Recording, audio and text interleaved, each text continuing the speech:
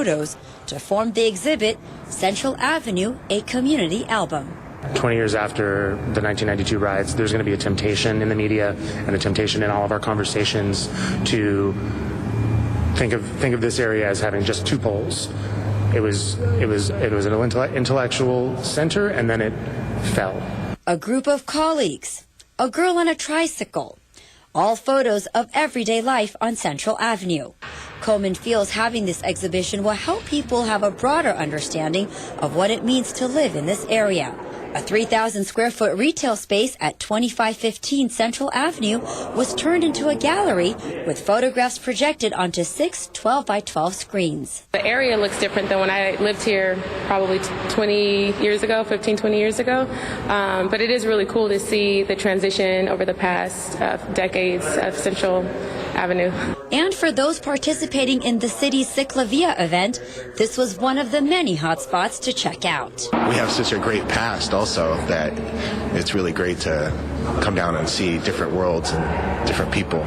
And see how Central Avenue has been an integral part of the city of Los Angeles.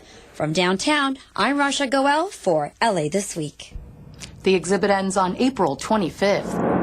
A rescue dog is being hailed a hero, a folk singer honored 1 century after his birth, and a much-needed cleanup in one corner of Watts. These stories and more in City Beat. A special guest of the four-legged variety paid a visit to City Council chambers recently to receive the special honor of being proclaimed a hero dog. Councilman Tom LaBonge honored Spencer for alerting his owner, Tim Swan, to an intruder trying to break into their home. Officers later caught the suspect. I can tell you, if anybody out there in Los Angeles or across America goes into a shelter, you will find a special friend waiting for you. Actress and animal activist Linda Blair was on hand to help honor Spencer. Spencer was initially an abandoned dog taken in by Blair and her World Heart Foundation before he was placed with the Swan family. There's this really cute dog named Bambi. He's just like keep on licking my hands. And if you'd like to adopt your own four-legged friend and protector, you can go to LA Love and Leashes at the Westside Pavilion, which adopts out animals from the city's shelters. LA Animal Services recently partnered with SoCal Honda dealers to put on 2 adoption drives at LA Love and Leashes and West LA Animal Shelter. Those who adopted at the event received discounts on the adoption fee, which includes vaccinations and spaying and neutering. Councilwoman Jan Perry helped honor legendary folk singer and icon Woody Guthrie on the centennial of his birth by dedicating the intersection of 4th and Main as Woody Guthrie Square.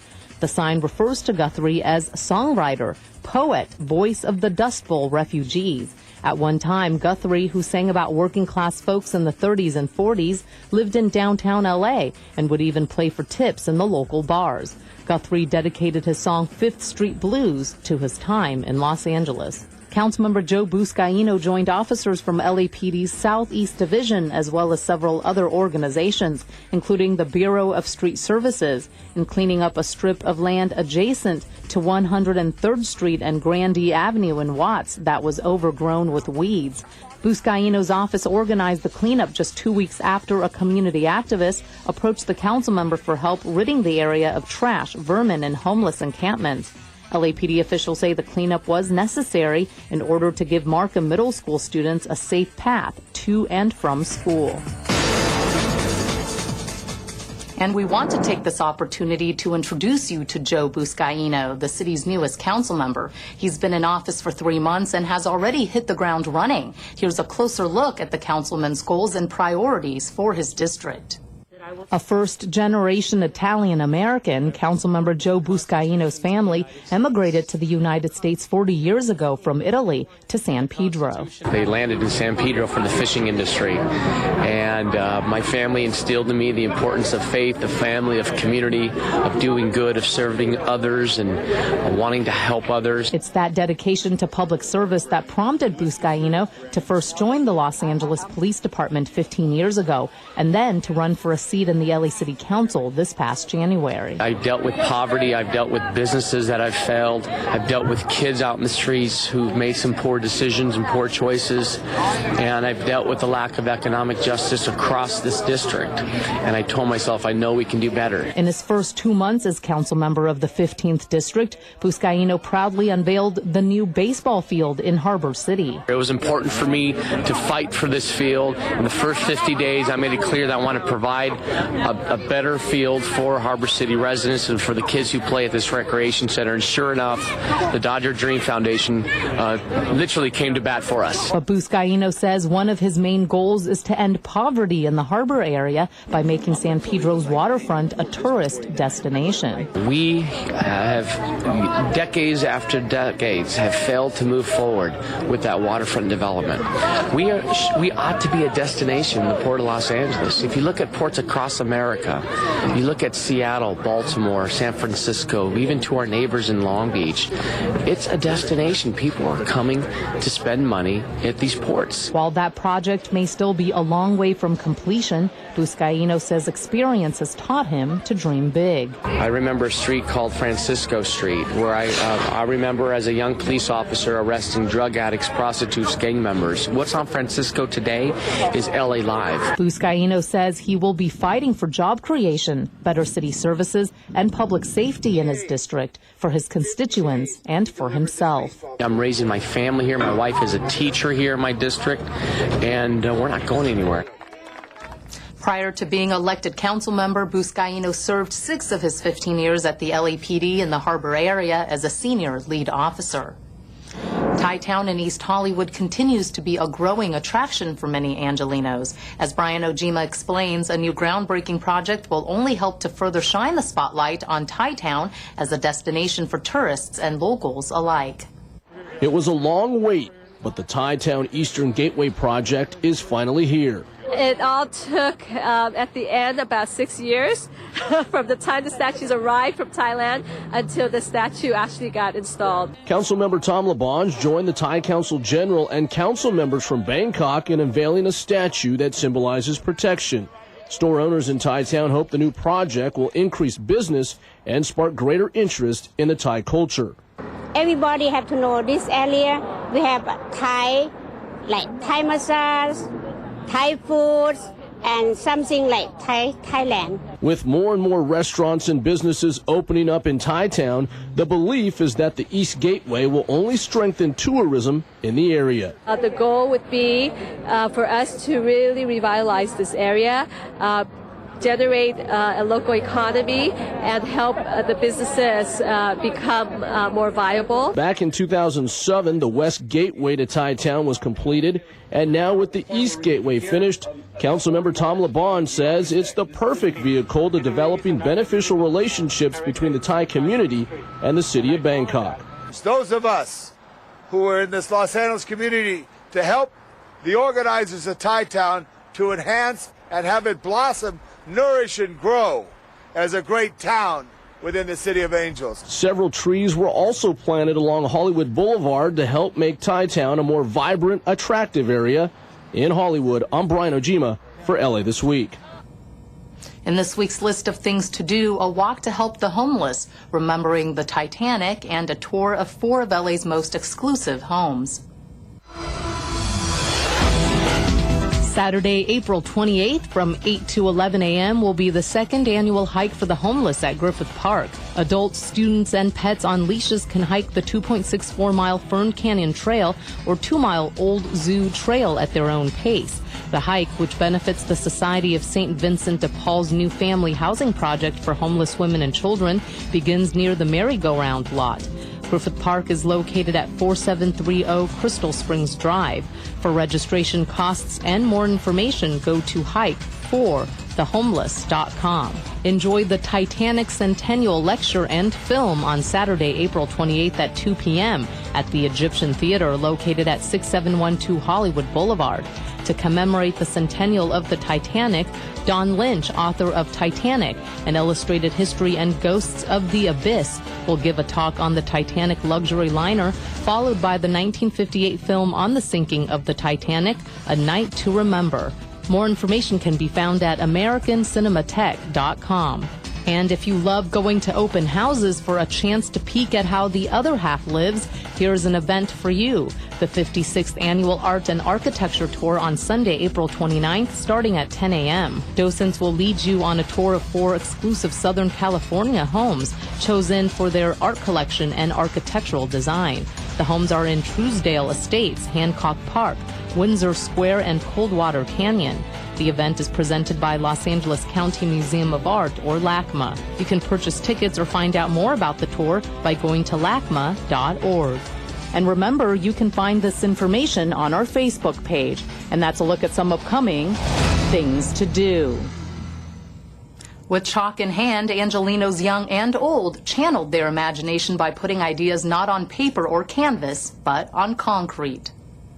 Kids, you may not be able to draw on the walls or floors at home, but at the Chinese American Museum's recent chalk art event, the historic sidewalks of the El Pueblo Plaza were fair game. On paper, I don't really like to draw, but like with chalk and stuff, whatnot, paint, yeah. So I can see they like coloring, they like to use their imagination. The event was a way for the Chinese American Museum to publicize its current exhibit, Breaking Ground, Chinese American Architects in Los Angeles, 1945 to 1980. When it comes to Los Angeles skyline, we have a lot of iconic buildings, but a lot of us don't really consider who the architects were. And when it comes to architectures, a lot of Chinese American architects are overlooked, but they really helped shape our daily lives, whether it's Jin Wang, who helped develop Los Angeles International Airport, or Helen Fong, who developed iconic Googie architecture with restaurants that we know as Denny's, Norm's, and Pan's. So to encourage Angelenos to think about the architecture around them, the museum invited the public to create their own LA skyline with chalk. Some kept it simple. Others, like Penny Richards, who is a volunteer arts teacher in Redondo Beach, channeled the hidden architect within. I'm working from an inspiration piece by Friedensreich Hundertwasser, who was an Austrian artist, 20th century. And I think it's his vision of Vienna, mid-20th century. And it's very, very bright and colorful. His style was very bright and colorful, so it's kid-friendly for an event like this, but it's also to do with architecture. Skyscrapers of the imagination could one day become part of the Los Angeles skyline of the future. For more information about the Chinese American Museum and its Breaking Ground exhibit, go to camla.org. And that's going to do it for this edition. Thanks for joining us. I'm Ellen Chang. A reminder that you could catch us online at lacityview.org. You can also follow us on Facebook. We'll see you back here next week for more of LA This Week.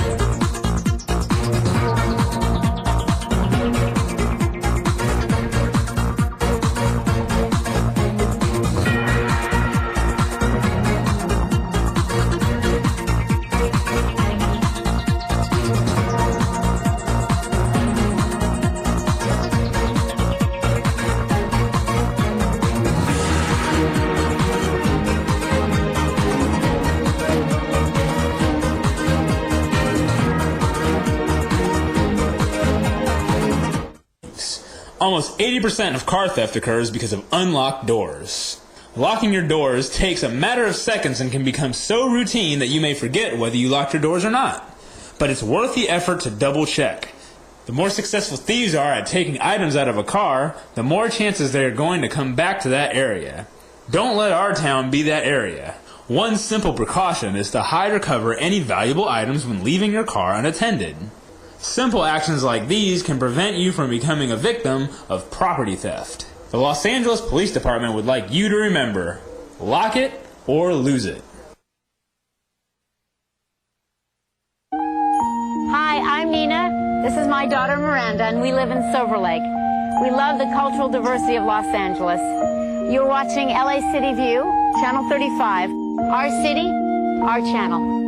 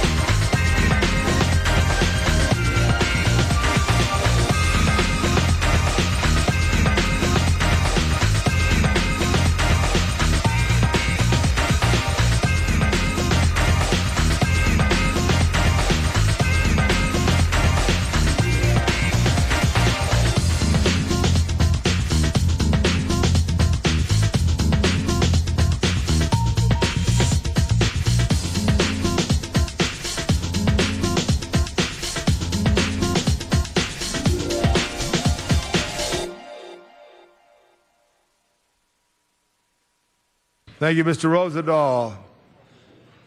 Very good. Madam Clerk, good morning. This is the 24th day of April. Welcome, Mr. Koretz. 2012, this is John Farrar Chambers.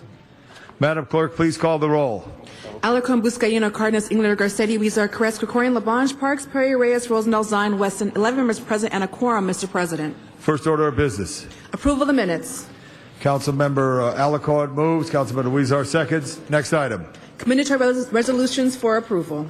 Councilmember Parks moves. Councilmember Zine seconds. Next item. Mr. President, today is Tuesday, and now would be the time for the flag salute. I'd like everyone to rise and ask our great city attorney, Carmen Tutanich, to go to the center microphone and lead us in the Pledge of Allegiance to the United States. It's a great honor and pride that I lead this Pledge of Allegiance to our great nation. I pledge allegiance to the flag of the United States of America and to the republic for which it stands, one nation, under God, indivisible, with liberty and justice for all. Thank you very much. Now let's go to the agenda. Madam Clerk, let's run through the agenda. Item number 1 is an item notice for public hearing. There are cards on this item, and I believe an amending motion will be circulating soon. So do you wish to hold this item on the desk? We'll hold that on the desk, and it has cards. Item 2? Item 2 is an item for which public hearings have been held. Any specials, members? Yeah. 2 special for Mr. Englander. Thank you very much. So we'll hold that special. Next item. Items 3 through 14 are items for which public hearings have not been held. 10 votes required for consideration. Okay, 10 votes for consideration. Mr. Rosendahl? Yes, 8 special, please. 8 special. 4, continue 1 week. 4, continue 1 week. Continue 1 week. Number 4, continue 1 week. 1 please. week. Mr. Cardenas, Yeah. Mr. Zine, thank you very much. And that would be to May 1st. To May 1st. Any other specials? Number 9 special? They don't show up on here. Madam Clerk?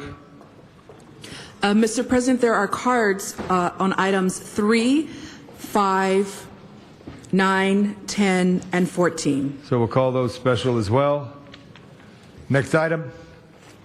Mr. President, Council should vote on the remaining items. All right, let's open the roll on those remaining items. Close the roll. Tabulate the vote. 11 ayes. 11 ayes. Next item. Item 15 is a closed session item. Do you wish to hold it on the desk? Yes, hold it on the desk. On the supplemental agenda, item 16 is an item for which a public hearing has not been held. 10 votes required for consideration. Without objection. Mr. President, special, please. Special 16. on item 10. 16. 16. Thank you very much. 16. Okay, so we hold that. Next item, Madam Clerk. Mr. President, this takes council to either general public comment or presentations or items called special. I'm going to call on presentations right now. I'm going to call on Mr. Cardenas and ask Mr. Cardenas of the 6th District for a presentation and a quick introduction by Mr. Buscaino. Thank you, Mr. President. Really quick, I'd like to introduce one of my mentors from the Los Angeles Police Department, Joan McNamara, former commander, and she was instrumental with the iWatch program. Get over here, Joni. The iWatch program, see something, say something, and it started here with Commander Joan McNamara, and she's visiting us, coming back to visit with some friends, and again, one of my mentors, Mr. President and colleagues, just want a quick minute to introduce her and welcome her back to the city. Joan, welcome. Great to have you back. Give her a big hand. Thank you, Joan, for your work. One of the great commanders of the LAPD. Now we have a special presentation from the fine councilman of the 6th District, Mr. Tony Cardenas. Thank you very much. I'd like to invite the city attorney to come. I'd like to invite our city attorney, Carmen Tutanich, to come forward and join me in this presentation. Your unit here? They're here. They're here? They're here. Want to invite them up, or they're kind of rowdy, or what? Okay. Yeah, we'll let them Come stand on with us. behind me. Okay. Today we're going to congratulate and thank a wonderful group of individuals who work within the city attorney's office.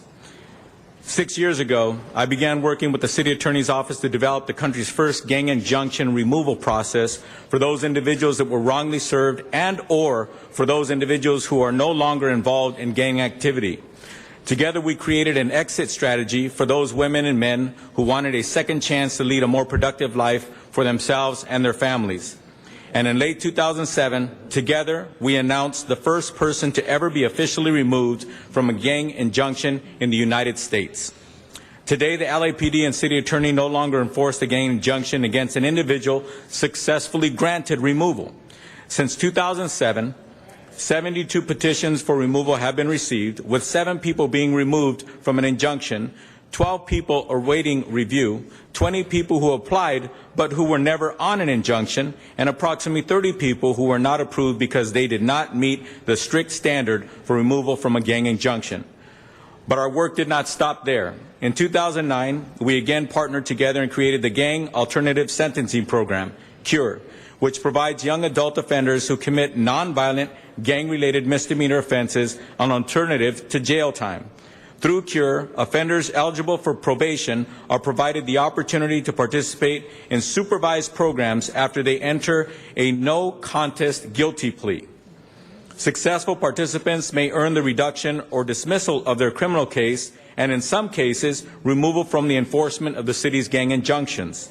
So far, 4 men have successfully completed the program and earned dismissal of their non-violent gang offense. And I remind you, it's a non-violent gang offense, with 22 other participants currently enrolled in the program. CURE is a national model, creating cost-effective alternatives to jail and to prove how together we can, as a region, can create small policies for reducing crime.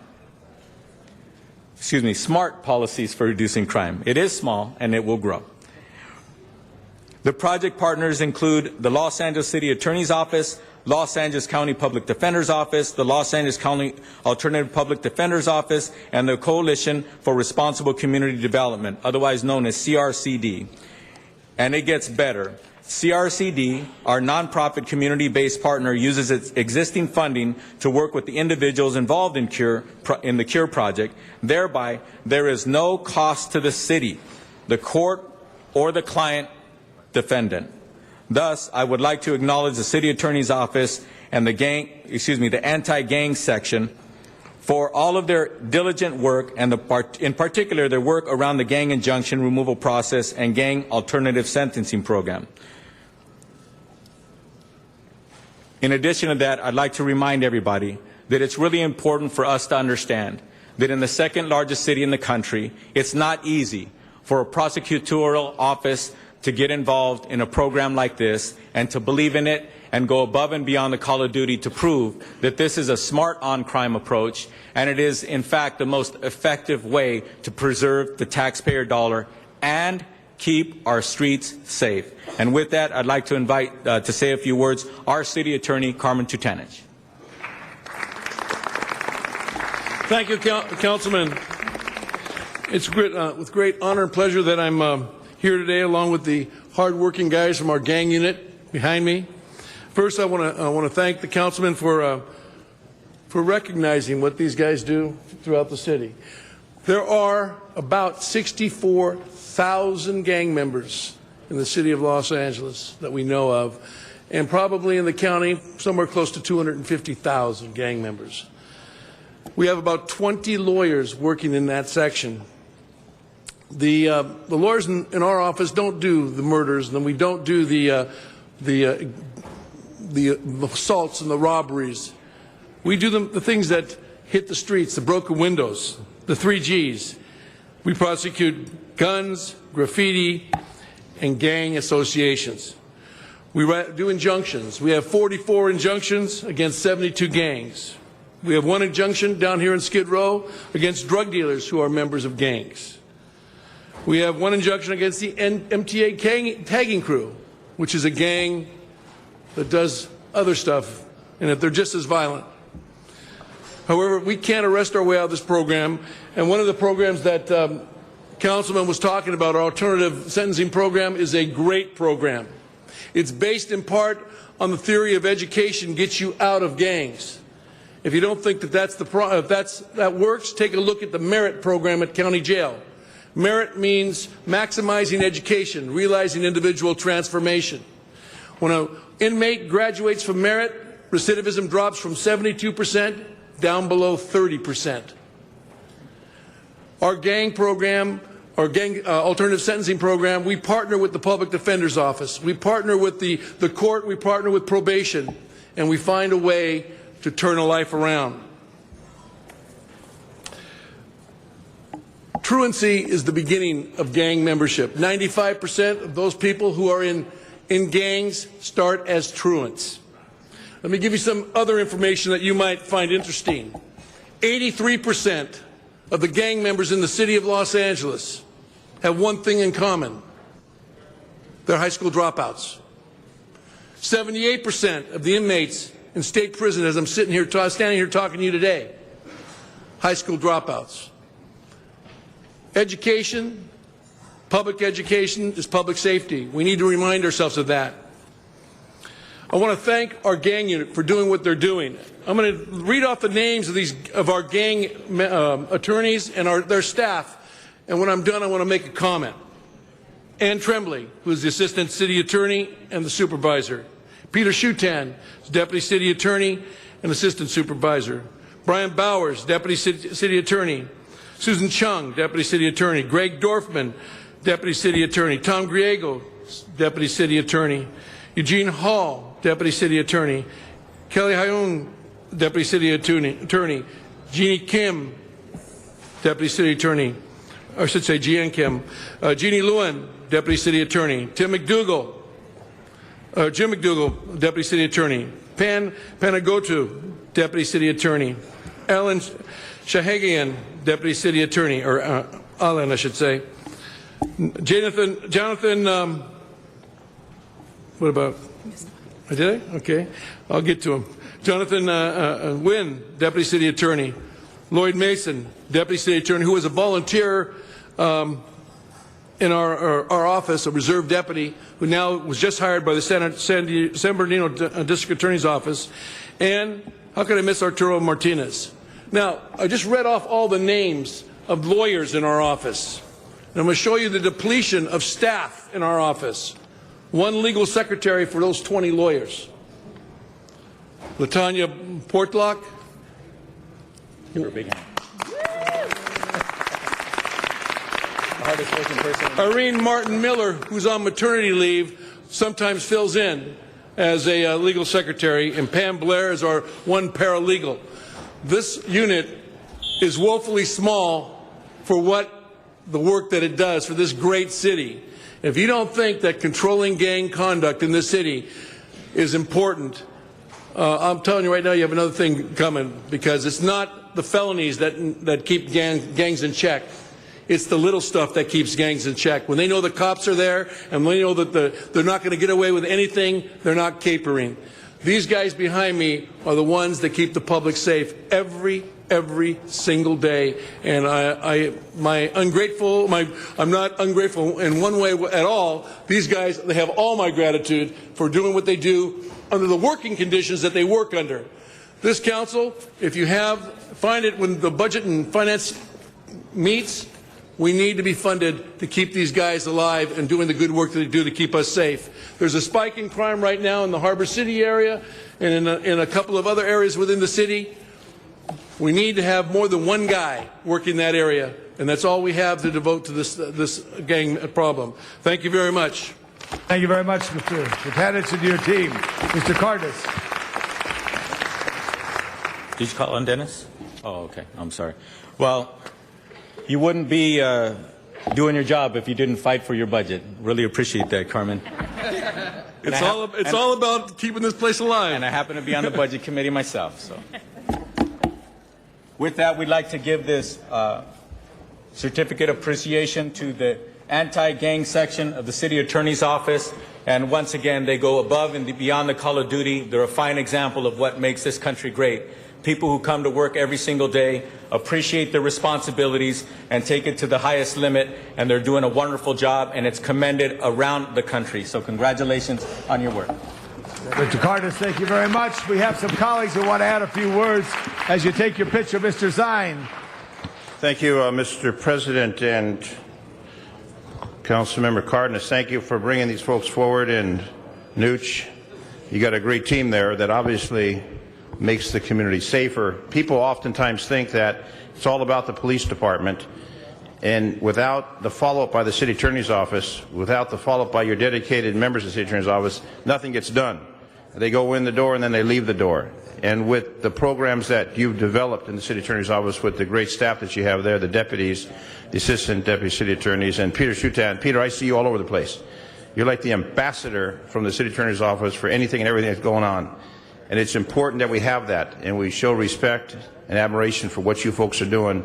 And you do it every day, and you wonder, does anybody care?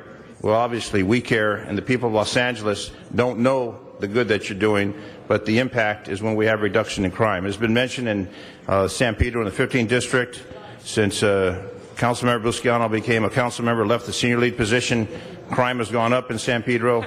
That's why he's a reserve officer, so he can continually maintain that, the presence of law enforcement down there. But without the follow-up by the City Attorney's Office, it ends up being a vicious cycle that goes nowhere. So congratulations to all of you for a good job. Well done. Nooch, it's always good to see you here in Council, and Councilmember Cardenas, soon to be Congressman Cardenas. Congressman.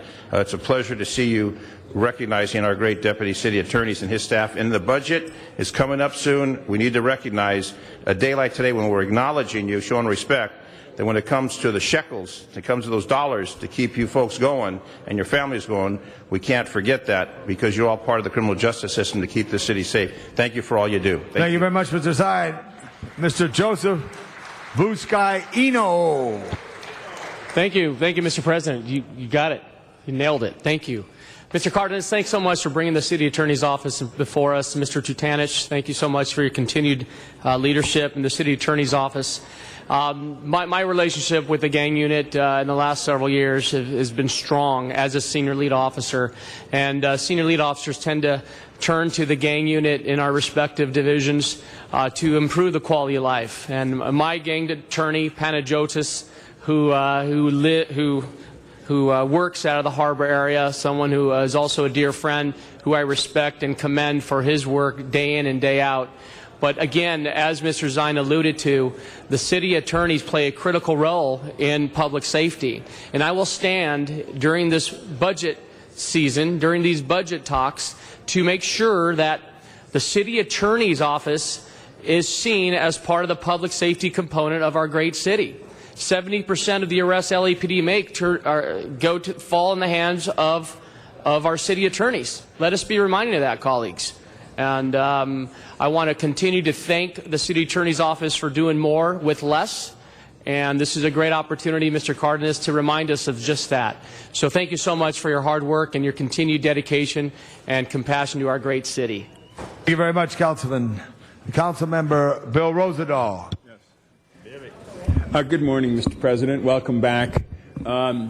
You know, I don't want to say unsung heroes, because you are the backdrop of a lot of the action that we take as a city in dealing with gangs. We have more gangs in our city than any place in America, and they drip throughout the entire city. In my district, well, they don't think they're gangs. There are. The V13, the Culver City Boys, there's the Santa Monica group that comes in. Unfortunately, I witnessed, or I came shortly thereafter, when a young man, Augustine Contreras, was gunned down in the parking lot at Venice High School. And I'll never forget hugging the mother. What do you say to a mother just lost her 17-year-old son? So what you folks do is part of resolving that problem. You take people to court, you dig into the background, you understand the situation, and you're as vital, frankly, as the officer is on public safety, or as vital as the fire department is on its issues. So I just want to say hats off to your fine work, your great work. You're helping make the city a safer place. Thank you very much. Thank you, Mr. Rosendahl. Very well. Mr. Alarcon. I'm very pleased to stand up at this truly momentous occasion.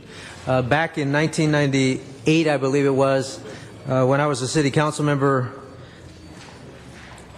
we initiated the very first gang injunction at Blythe Street in Panorama City. And when we did so, there was quite a bit of controversy.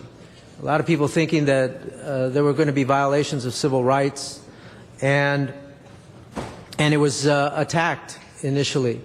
But those of us who believe that we have to protect the people of the communities, that the 99% that are good people, that are not causing trouble, that we have to impose injunctions occasionally. I'm happy to say that I absolutely believe that the gang injunctions are part of the reason crime is down by so much in the city of Los Angeles. I don't think there's any doubt, and Mr. Buscaino, as a police officer, knows very well that it has a positive impact on communities. But to complete the cycle, we have to transition folks. We all know that because of the state's realignment, we can't house everybody for every little crime that they commit. The question is whether we can transform them into productive members of our society, and that is the greatest challenge. So while the injunctions were difficult to begin with, and while we've expanded the program and continue to monitor it, our greatest challenge is yet ahead, and that is to transition every single gang member who finds themselves under an injunction into at least not creating bad behavior. They may never be perfect citizens in our society, but we cannot give up on the hope. So I want to commend Councilman Cardenas for bringing this to our attention. It's been a long time coming. I want to thank Carmen Tutanich for recognizing that transition, the need for that transition to improve our society, not just to strap it down. But the fact is that the injunction program is working in Los Angeles, crime is down, and now we're seeing Phoenix rising from the ashes. And so continued success. Let's keep on. Let's bring more and more people into the sunlight from the darkness. Thank you. Thank you, Mr. Alarcon, very much. Mr. Krikorian is on the queue. Mr. Krikorian. Mr. Krikorian, call in Mr. Paul Krikorian. We have staff right there. I know he'd want to say good things about you. And I just want to say one thing. I want to get you guys off furloughs. So that's one thing I want to do for you. Okay. Mr. Krikorian. Yeah, I don't know how that got pushed. Thank you very much. Give Mr. Krikorian a hand just because he gave the shortest speech. Now we want to thank Mr. Cardenas for your great leadership. Mr. Tutanich, thank you all. Give our city attorneys a big hand. Thank you very much. Thank you, Mr. President. Madam Clerk, as we clear, I'm going to call on Mr. Rosendahl in a moment. But as we clear that area for that, then we're going to get into the agenda. We have a special presentation in a moment, and now I'm going to call on Mr. Bill Rosendahl of the 11th District.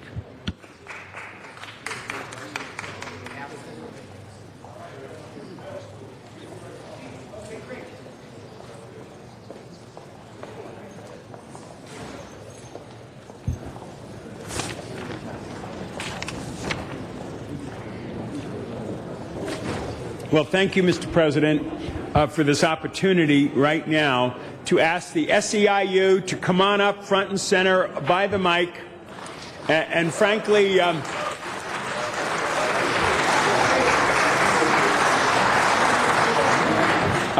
please come on up, SEIU. Let's all get up there. And colleagues, there's a motion that we will hear in the Trade and Commerce Committee.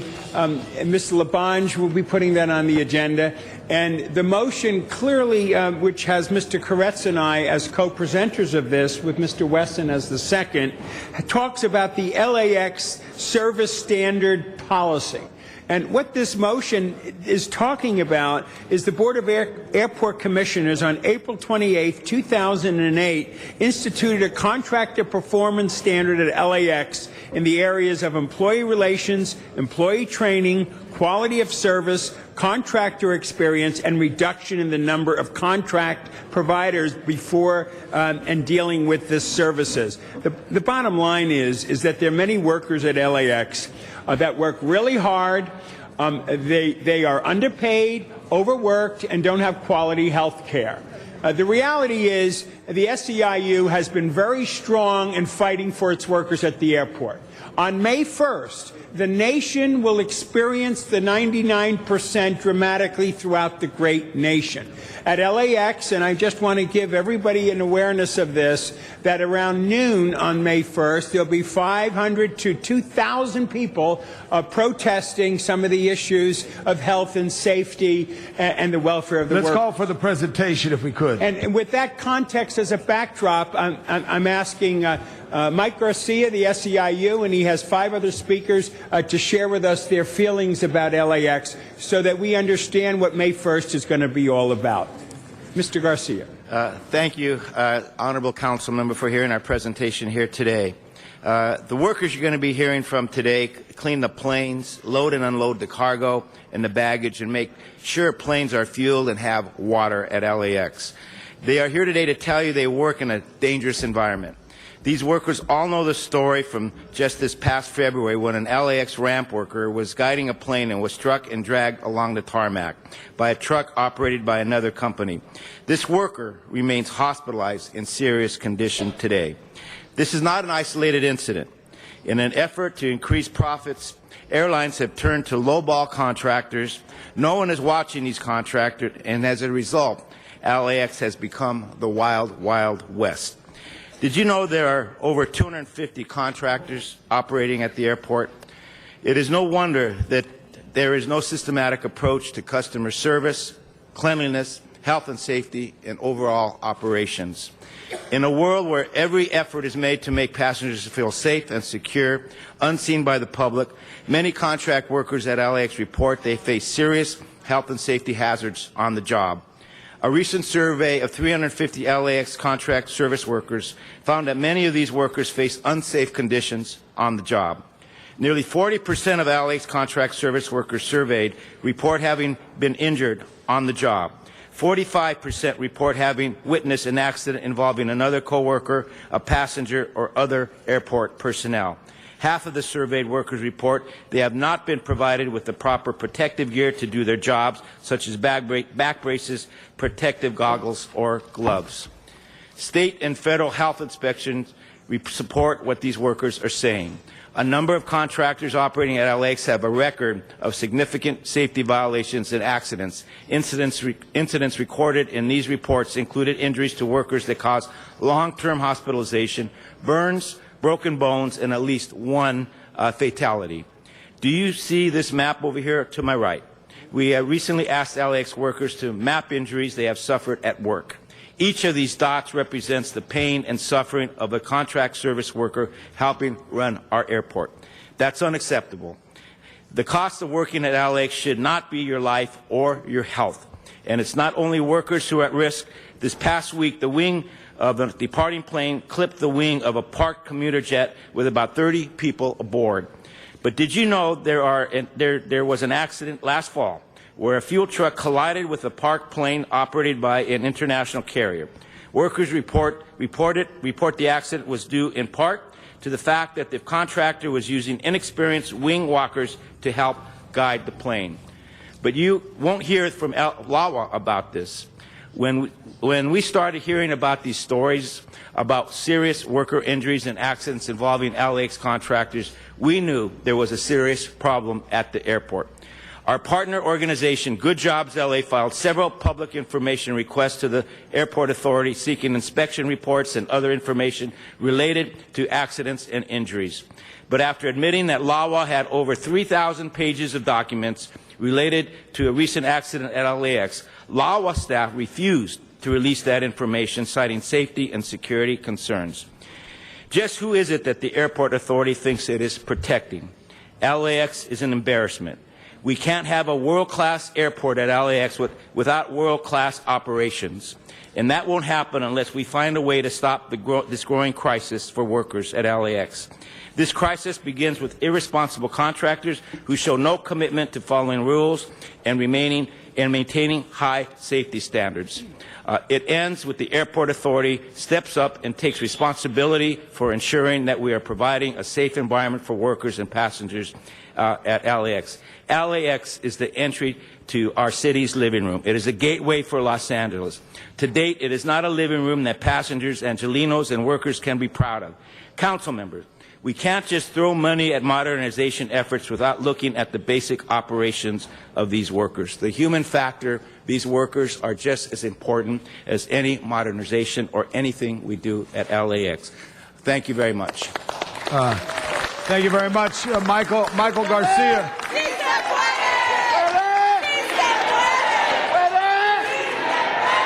Michael, if you would do me a little favor right here, would you introduce the workers that we have? We have a 6-minute comment right now, and they could all make their comments. Good morning. My name is Tanya Maria Kell, and I work at UCLA Labor Occupational Safety and Health program, and I'm also part of a coalition of organizations that are dedicated to improving workers' health and safety. This Saturday, UCLA Loesch and SoCal COSH, a coalition dedicated to worker health and safety, will be commemorating workers at UCLA Loesch on Workers' Memorial Day. Workers' Memorial Day on April 28th is a time to highlight the preventable nature of most workplace injuries, illness, fatalities, and to promote worker education campaigns aimed at improving worker health and safety conditions. Special thanks to Councilmember Ed Reyes and Eller Khan for their participation and support of this commemoration this Saturday at Downtown Labor Center. As part of our Workers' Memorial Day Week of Action, we are taking time to reflect upon the dangers facing workers employed by city contractors on city premises. We support the health and safety of workers. We believe in honoring those workers that have needlessly died on the job, their families, supporting them, and preventing future workplace fatalities. As of November 2006, Federal and Cal OSHA conducted more than 50 inspections nationwide involving 6 of LAX's largest contractors. These contractors were found on numerous occasions to be in violation of occupational safety and health regulations. More than half of the violations were deemed serious offenses. These serious offenses are preventable. The dangers facing workers employed by many of the contractors providing service to airlines at LAX are well documented. Many of these violations involve regulations governing the use of industrial vehicles such as forklifts, trucks, and tugs. The violations also include improper maintenance of equipment, vehicles, and machinery, and adequate worker training. In some cases, the violations were implicated in serious incidents and even death. LAX contractors have the legal and moral responsibility to ensure prevention of worker injuries, illnesses, and fatalities, especially if they will continue to operate on city premises. You will be hearing shortly from workers employed by contract service companies that operate at LAX, many of whom report that they routinely confront serious health and safety hazards on the job. Thank you. Thank you very much.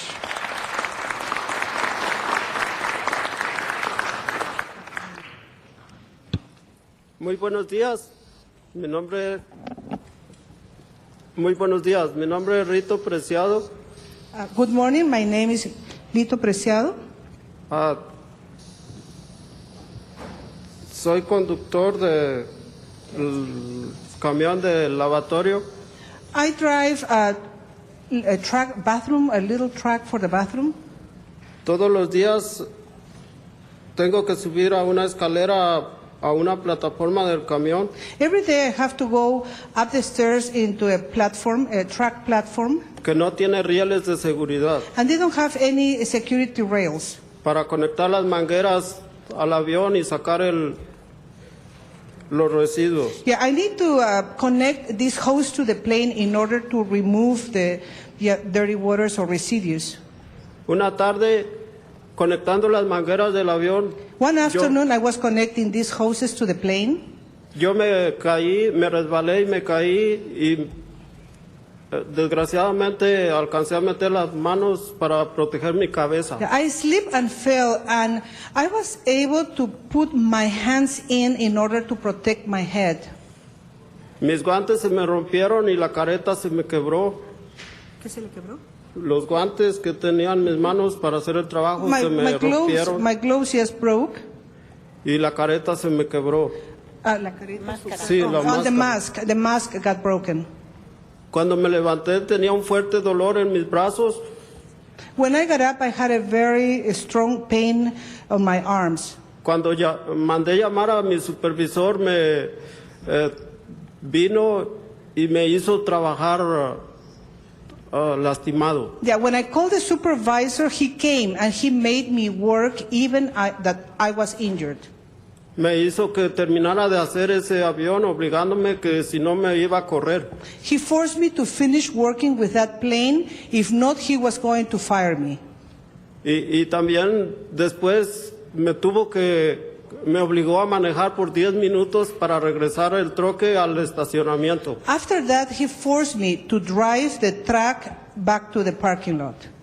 Antes de que yo consiguiera atención médica. Before I was able to get any medical assistance. Al llegar al estacionamiento, mi supervisor me dijo que yo no estaba lastimado por haber manejado el camión hasta ahí. When I arrived to the parking lot, my supervisor told me that I was not injured because I was able to drive the truck to the parking lot. El médico verificó mi accidente y me dijo que estaba quebrado de los huesos. Yeah, the doctor verified the injury and he told me that I had broken bones. También me dijo que no levantara más de 3 libras. He told me not to lift more than 3 pounds. Y que no iba a estar preparado al 100%. That I was not going to be 100% good already. Todavía me siguen doliendo los brazos como cuando hace frío o levanto a mi nieta que pesa 18 libras, tiene 8 meses. My arms still hurt when it's cold and when I just lift my granddaughter that is 18 months old. Yo tuve suerte. I was lucky. Solamente me quebré los brazos, pero hay otros compañeros que han quedado más fuertes, dañados. I was lucky because I just broke my arms, but some of my co-workers have worse injuries. Les pido por favor nos ayuden a mejorar la seguridad y condiciones de trabajo en el aeropuerto. I ask you to please help us improve the safety and health conditions at work. Muchas gracias. Thank you. Thank you very much. Mr. Rosendahl, I'm going to add a little to the 6 minutes. And Madam Clerk, we've got 6 more minutes on the clock, and that's it for the next 3 speakers. Thank you very much. Very good. Thank you, Mr. President, for that. Good morning, everyone. My name is Maria Elizalde. I want to speak in Spanish because I want to make sure you understand what happened.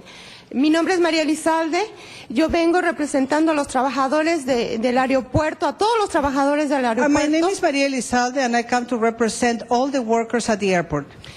Porque es uno de los 3 más grandes del mundo y viajan personas de todo el mundo con infecciones en su piel. This is one of the 3 biggest airports in the world, and we have so many people that travel suffering of infections. Y nosotros tenemos que limpiar los aviones, soy cabin cleaner, y tenemos que limpiar los aviones. Yeah, we need to clean the planes and the cabins. Sin las condiciones de seguridad necesarias. Within the necessary safety conditions. Les voy a dar un ejemplo dramático, pero es verdad. I'm going to give you a dramatic example, but it's a true example. Estábamos limpiando un avión y le dije a mi jefe que me diera guantes para limpiar. And I asked my boss to give me some gloves to be able to clean the plane. Me dijo que no había, que lo tenía que hacer así. He told me that there were no gloves and I had to do it in that way. yo le dije, imagínate si Estados Unidos manda a sus soldados a pelear y no les da las herramientas necesarias ni las armas necesarias para defenderse. I just told him, can you imagine if we send soldiers to fight and we don't give them the necessary arms or tools to defend themselves? Las personas que los matan no son los asesinos, sino los que los envían. Yeah, the people that kills them are not the assassins, but the ones that sends them to fight. Y ustedes nos están mandando a nosotros a trabajar en esas condiciones. You are sending us to work under such conditions. Y medio mundo tiene infecciones. And half of the world suffers of infections. Por eso les suplicamos, por favor, que hagan algo. Es una verdad y es una cruel verdad y necesitamos la ayuda de todos ustedes. That's why we just beg you to do something about it, because it is a cruel reality and we need your help. Nosotros somos responsables y tenemos We que are mejorar las responsible. condiciones. We need to improve the conditions. Gracias. Buenas noches. Gracias. Okay, thank you. Next speaker, please. Español. Mi nombre es Patricia Orellana. My name is Patricia Orellana. Tengo 15 años trabajando en el aeropuerto. I've been working 15 years at the airport. En 1992 fui diagnosticada con diabetes. In 1992, I was diagnosed with diabetes. Ha sido difícil, pero he podido lidiar con mi enfermedad. It has been difficult, but I've been able to handle my disease. Necesito comer y tomar mis medicinas a horas fijas. I need to eat and take my medicine at specific times. Desafortunadamente, mis descansos son imprevisibles. Unfortunately, my rest time is not predictable. It's just at any time. En ocasiones, a causa no recibo descanso, no tengo acceso a la comida hasta las 3 de la tarde. Sometimes I don't have a break and I don't have access to food until 3 p.m. El pasado noviembre estaba trabajando en uno de los aviones que no tenía aire acondicionado. Last November, I was working inside a plane that didn't have any air conditioning. Era tanto el calor que empecé a hiperventilar. It was so hot that I started to hyperventilate. Y era muy difícil respirar. It was very difficult to breathe. Mis compañeras me trataron de ayudar. My coworkers tried to help me. Dándome aire y agua en mi cara. Yes, pushing some air in my face and giving me some water. Me tomó como 20 minutos para poderme recuperar y saber dónde estaba. It took me 20 minutes to get better and to know where was I at that moment. Mi supervisora me preguntó si necesitaba una ambulancia, pero le contesté que no tenía dinero para pagarla. My supervisor asked me if I needed an ambulance, but my answer was that I didn't have money to pay for it. No recibí atención médica ni arreglos para ver al doctor. I didn't get any medical assistance and neither a reference to go and see a doctor. Ni fue reportado mi caso. And my case was not reported. Vengo aquí para, puedo ser despedida por venir aquí y pues les pido la ayuda para que puedan mejorar nuestra situación. For coming here, I could be fired, but I come here to ask you for help to improve our condition. Thank you. Thank you very much. Mr. Garcia. Thank you for your time and attention to this most important matter facing us at the airport. LAWA has the authority to fix this problem. BOAC has the authority to fix this problem. Gina Marie has the power to help fix this problem. If we all come together and do the right thing, we can do the right thing for these workers, as we've done for janitors, security officers, hotel workers, and other workers across this city to make Los Angeles a city that has justice for all workers. Thank you very much. Thank you very much. And, Mr. Rosenthal, quick remark. Thank you, Mr. President, and I want to thank the workers of LAX for outlining the reality of working there and some of the serious working conditions that you work under. And coming here today shows that you stand for what's right and what justice should be in our great country. When May 1st happens, at least the people in Los Angeles will understand that there are issues of the 99% that need to be resolved so there's a more equitable sharing of the pie. Union wages and health care are as critical as anything can be. Thank you very much, Mr. Rosenthal. Thank you very much, Mr. President, for allowing this to take place. You got it. Thank you very much, Mr. Koretz. Yeah, I just want to thank all these workers for being here, and just to say very briefly that LAX is not the place to cut health and safety corners. And we have to be sure we bring this to the attention of the folks running LAX, and we've got to change these working conditions for our workers. It not only impacts the health and safety of the workers, it impacts the health and safety of our travelers and ultimately our economy. So let's correct these things right now. Good. Thank you very much. Mr. Weezar, real quick, here we go. Is this on? Gracias a venir, que vengan aquí los trabajadores a hablar con nosotros y decirnos a cara para que los concejales y todo el público vean las caras, la gente que está ahí bien, haciendo el trabajo con sus propias manos y todo el trabajo que han hecho. Aquí estamos en esta lucha juntos, pero unidos con el concilio vamos a asegurar que se mejoren las condiciones del aeropuerto. Muchísimas gracias. Thank you very much. Mr. Zine, Mr. Zine. Thank you. You are dedicated to the travelers that come from all over the world to come to Los Angeles to enjoy, to spend their money. We need to treat them good, but how do we treat them good if we don't treat you good? And it's important that you have safety equipment, that you have a safe environment, because you all have families. Many of you, you're the breadwinner for the entire family, and when you get injured, then that doesn't continue. So it's critical, since your representative has said that we've taken care of other workers at the airport, we can't leave you out. I look at some of the signs, 12 years, 7 years, 20 years, 5 years, a lot of dedicated service to the people, not only Angelenos, but people from all over the world that come into Los Angeles, and they look to you for help, they look to you for assistance, and we have to make sure that it's safe for you as well as for everyone. And when we don't make it safe for you, we're cheating you and we're cheating the public. We can't do that. So it's got to be paramount. The airport has a lot of money. There's a lot of dineros at the airport. All right, thank you very much, Mr. Zine. We need to use some of those dineros for your safety. For your safety. Some of those dineros need to go to your safety. Thank you, Mr. Zine. Very good, very good. Bunch. Mr. Alarcon. Pesos. A lot of dineros.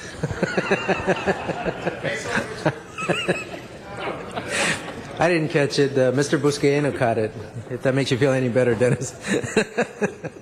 You know, the city of Los Angeles has protected its workers and workforce through collective bargaining agreements and through general policies.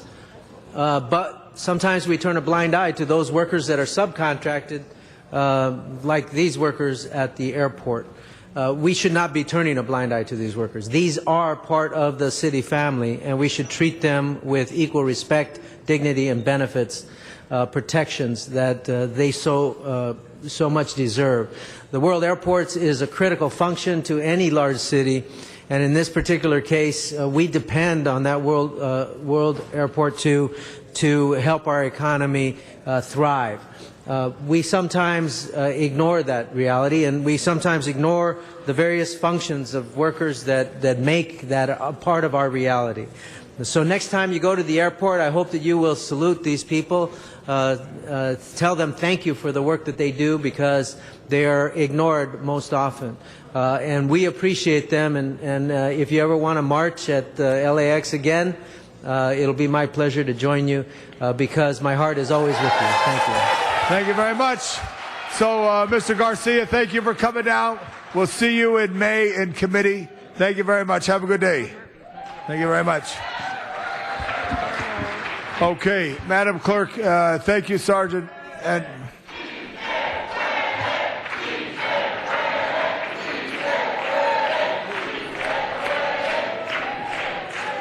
thank you very much. Madam Clerk, what is the item right before us? We're going to hold the water and power issue. We're waiting for the arrival of the General Manager of Water and Power. Item 1, called special for cards, and amending motion 1A has been circulated. Okay, and that was also called special by Mr. Weezar. But the card that we have here right now, Sean Murphy. Sean? Come on up, Sean. You go around the long way. Hold on, Sean. We'll get you right now.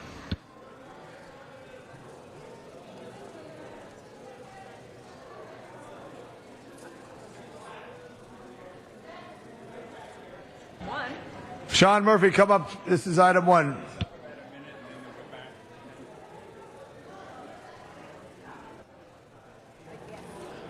Good morning, President. Good morning, President, City Council. 10 ayes on 1. Thank you. Thank you, Sean. No other calls, no members before us. Madam Clerk, let's open the roll, close the roll, tabulate the vote. 12 ayes. 3 ayes. Next item. And item 1 is adopted as amended. Adopted as amended. Adopted as amendment. Next item. Item 3 calls special for cards.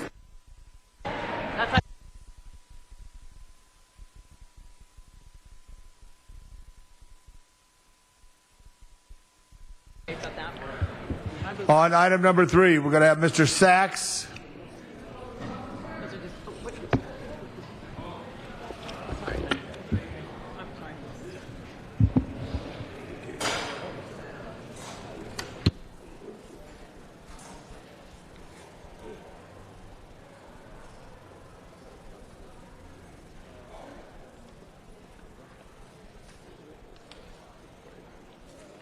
Yes, good morning. Thank you. You're going to do some public comment sometime this morning? Another sign situation. Have you ever figured out what the sign ordinance would be? And are these signs post LA Live or pre-LA Live? You know, we had that big fiasco with the Regal Cinema and the fact that all the signs supposedly had been approved in meetings, but none of those meetings contained anybody from building and safety, the final department that was supposed to issue the permits. So the brightness of these signs, the size of these signs, they're all within legal limits, because we certainly don't want to have another lawsuit and have the prosecutor, the city prosecutor, threaten to arrest anybody like he did blowing all that smoke regarding the Regal Cinema signs. Public comment. Thank you, Mr. Sachs. We're going to the Valley right now. Miriam Fogler and Donna Pearman. My subject of the day is the monetary or the money. We're in the money. We're in the money. Da da da da da da da da da da da. Folks, you know, this is what it's all about. This is how it makes the world go around, is money. And if it wasn't for the money, nobody would have anything to do with one another. It's a fact of life. That runs everything. I mean, come on, you're not going to be friends with your husband or your boyfriend or your girlfriend unless it's an economic need. Unless it's you have mystical love, you have religion of God in your heart, which is very hard to find. It's very minute, very rare now. And okay, so anyway, so this is the whole heart. You know, the redevelopment is, of course, the heart of the engine of the city, and of course the politicians use it to to build themselves up so they can move themselves up into better and bigger money. So they use the developers, and this is just another way of, the signage. Remember, folks, how we were complaining about the signage? Okay, this is the same travesty that's going on. We're doing it again, except now we're going to go through the agency doing this little BS. And I use this, I'm just letting you know, it's just, all this is just a bunch of gibberish, okay? It's just the same thing over and over, just spend our monies when they're having a problem with the budget here. What budget did they have? They're supposed to provide that money to the services of people anyway. But, of course, it's serving them so that they can move up. And, of course, they don't want to be liable for the costs that they expedite. Thank you very much, Donna Perriman. Donna, you're still out there. Yeah. Okay, yeah. Okay. I'll catch it in a second. Okay, let's just say real fast that now they're saying for signs for the CRA. Looks like they're wasting money over there. Okay. Okay, so it looks like they're wasting money for the CRA again, and it doesn't look like the CRA is dead. Long live the CRA. Thank you very much, Madam Clerk. There's no speakers on the queue. No other cards. Let's open the roll, close the roll, tabulate the vote. Next item. 12 eyes. Item 5 calls pleasure for cards. Okay, let's go back to Van Nuys, Donna Perriman, and Miriam Fogler, and then we'll call on you, Sean. Then. Okay, this is number. Okay. Item number 5. Number 5. Okay. Okay, this is to. Looks like we got over here collateral. Delinquent collateral facilities on 405. It looks like you're doing things on the 405. We don't have any. Anyway, we shouldn't be ruining the 405. From Dickens, from Sepulveda to Ventura, it looks like we're doing another thing to try to go after the people in cars, so you can go after these mystical trains and subways. So this is wrong, and I think you should vote no. Thank you, Miriam Fogler.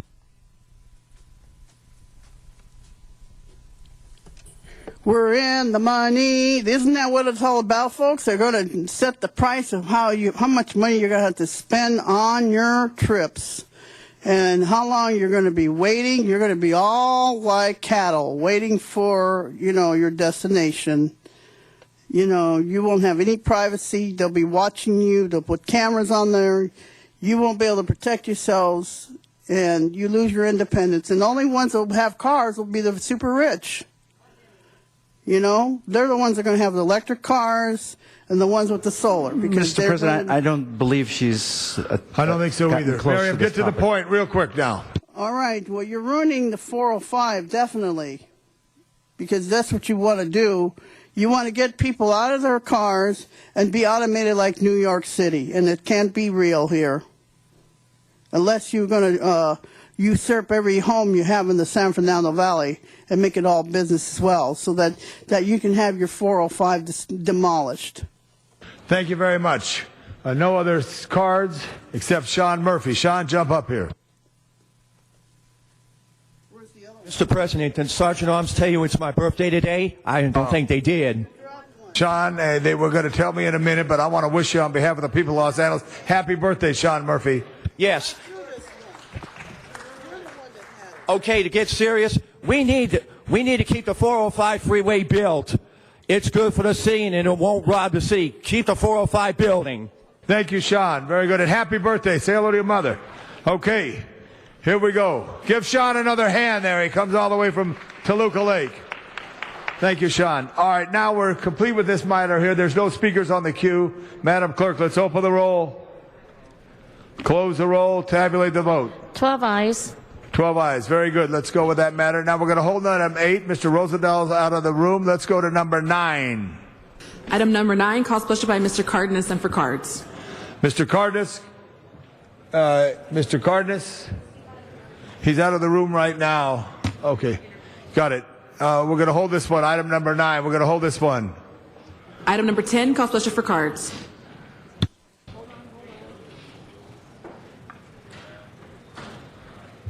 And item number 10, Arnold Sachs. How's this guy's name? If they're out of the room, then why are they on the board? Isn't that a problem with the quorum count there, Mr. City Attorney? You just heard the president say the 2 members are out of the room, but they're still counted as part of the quorum. But she's off topic. I'm off topic. Security service for the transit public near a transit hub in Council District 10. I thought that was the Business Improvement District was supposed to do. And for security concerns for transit, I thought that was what Metro had police for. And the street furniture? What about AB 1290 funds? Where is that money? Again. The money, the $20 extra million that the city got as the additional CRA funds, and thank you, Mr. Alarcon, who's also out of the room. They must all be congratulating the SEIU. What a bunch of shills. But, again, security. Thank you very much. Mr. Najarian, Armin Najarian. Sir, your turn. Mr. Najarian.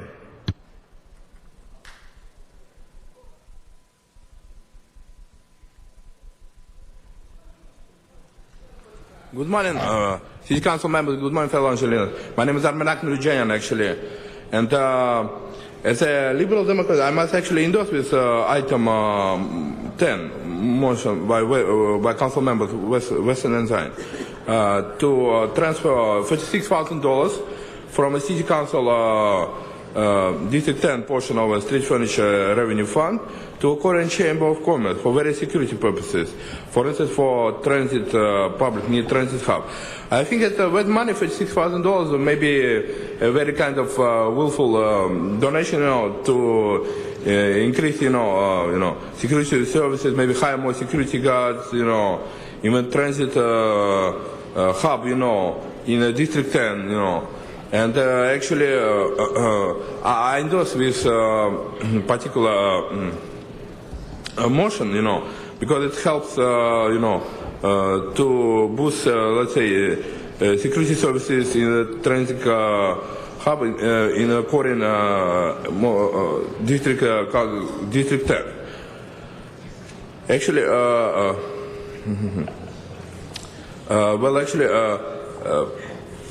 maybe this kind of transfer, might help very much with Korean Chamber of Commerce to hire more security guards, and I think we should add more language to this resolution, in order to hire more security guards, in that transit public hub, in order to prevent kind of corrupt action like embezzlement of that money. Because I never know if too vague a language of a resolution might actually invite more corruption, to the situation. So hopefully we should amend the language of a resolution with more concrete distribution of that money. Thank you very much, Donna Perlman, Marianne Fogler in the Van Nuys City Hall. Actually said it right the last time, Donna Perlman. Anyway, it looks like over here, you got all these crime folders, all these people over the CEIU, and here you're spending a lot of money here in, $36,000 in Council 10 for Street Furniture Revenue Fund, and let's see, for security for services for the transit public. And it looks like, this MTA certainly doesn't know how to spend its money, and that's why we keep on having to bring out new things, new ways to spend for transportation. In the meantime, they're not spending it correctly. And I think if they really had somebody over there to help them figure out how to economically send these things, all these things wouldn't have to come and we wouldn't be spending $36,000. Okay, thank you. Okay, do we have Marianne Fogler? Yeah, we're only speaking on a minute of these, so we get our time here on the other ones. I want to quickly say that, you don't want to, you're going to have security problem on these transportation projects here. This is going to be a ground for people to come after people for money and jewelry and everything else. So where are you going to get the money for the security? I think it's all about money, folks, and they're going to just charge you just the same as you driving your car. A lot of money to get a pass, and it's so hard to get one. I don't know how you can do it. Thank you very much. No other cards on this item? No speakers on the queue? Let's open the roll, close the roll, tabulate the vote. 11 ayes. Okay, let's go to item number 9. Mr. Cardenas, you call that special. Thank you very much. Are there any public comment cards on this one? Yes, there are. We'll go to public comment first. Could I call first on Mr. Ed Sanders, the son of the great Stan Sanders, for some comments on behalf of the Speaker of the State Assembly, Mr. John Perez, always joined by Eric Ballman. Thank you. Good morning, Mr. President. Good morning, members. I just want to briefly read a letter into the record from Assembly Speaker John Perez, addressed as, Dear Honorable Members, I am writing to ask for an aye vote on item 9 on today's agenda. a resolution by the City of LA in support of Assembly Bills 1500 and 1501, collectively known as the Middle Class Scholarship Act. The Middle Class Scholarship Act cuts college fees for middle-class families by 2/3 for UC and CSU students. The act is funded by closing the single sales factor tax loophole for out-of-state corporations. Since 2003-2004 school years, the student fees at California State University has increased by 191%, going from $2,046 to $5,970. Fees at the University of California have increased by 145%, going from $4,900 to $12,192. Also, fees at our community colleges have also increased substantially. The facts are clear. At a time of record corporate profits, middle-class families are struggling to cope with the lingering effects of the recession. Financial aid programs have expanded to mitigate these impacts of fee increases for lower-income families, but families who can't pay for college out of pocket or who earn too much for financial aid grants are forced to take on significant financial burden, with many students assuming a staggering level of debt. The middle class scholarship would apply to any student in a CSU or UC whose family earns under $150,000 and does not already have fees covered by financial aid. A typical UC student or their parents will save approximately $8,200 a year, and a typical CSU student or their parents would save $4,000 per year. The Middle Class Scholarship Act also provides $150 million for community colleges to increase affordability. The Middle Class Scholarship Act is funded by closing California's single sales factor loophole. Currently, out-of-state companies get to choose their own rate for taxes they owe in California, and the fewer the jobs they have, the bigger their tax break. Closing the single sales factor loophole, as Republican Governor Chris Christie did last year in New Jersey, would put California in line with the tax policies of many other states, including Texas, New York, Michigan, Illinois, Oregon, and Washington. On a bipartisan 2/3 basis, the Assembly voted to close the single sales factor loophole last year. Given its targeted nature of this proposal and the substantial benefit it provides to the middle-class California families, there should be strong support for this throughout the state. California's future prosperity is directly tied to having a well-educated, well-prepared workforce. Our state made a commitment in the 1960s to ensure that every student who was willing to work hard and to make the most of their potential would have the opportunity to do so at an affordable UC, CSU, or community college campus. It's time to honor and strengthen that commitment. For these reasons, I respectfully urge support of this resolution. Finally, I'd like to thank the members of the council who have already expressed their individual support. Sincerely, John A. Perez. Thank you very much. Appreciate that. Eric, you want to say a quick word? Strong support for the Speaker. On behalf of the Speaker, I'd like to thank all the members of the Council who will support this, and on behalf of the hundreds of thousands of students across California who will benefit by being able to afford to go to a California State University or University of California. Thank you. Thank you, Eric. Very good. Just going to go out to Van Nuys City Hall, right? Miriam Folger and Donna Perriman. I'm declining because it's not applicable. My daughter's going out of state. Very good. And I think Donna's not there right now. Is Donna still out there? I'm waving because it's not applicable. Sorry. Thank you very much. Thank you both. Arnold Sachs right now, Sean Murphy, and Mr. Armak Najarian. Yes, thank you. Good morning again, Arnold Sachs. Middle class? What's that? $150,000 middle class? Household. Wow. Used to be 75,000. 100,000 was middle class. Now it's up to 150. By the time this legislation really gets going, 200,000 will be a middle class. No, there won't be any middle class.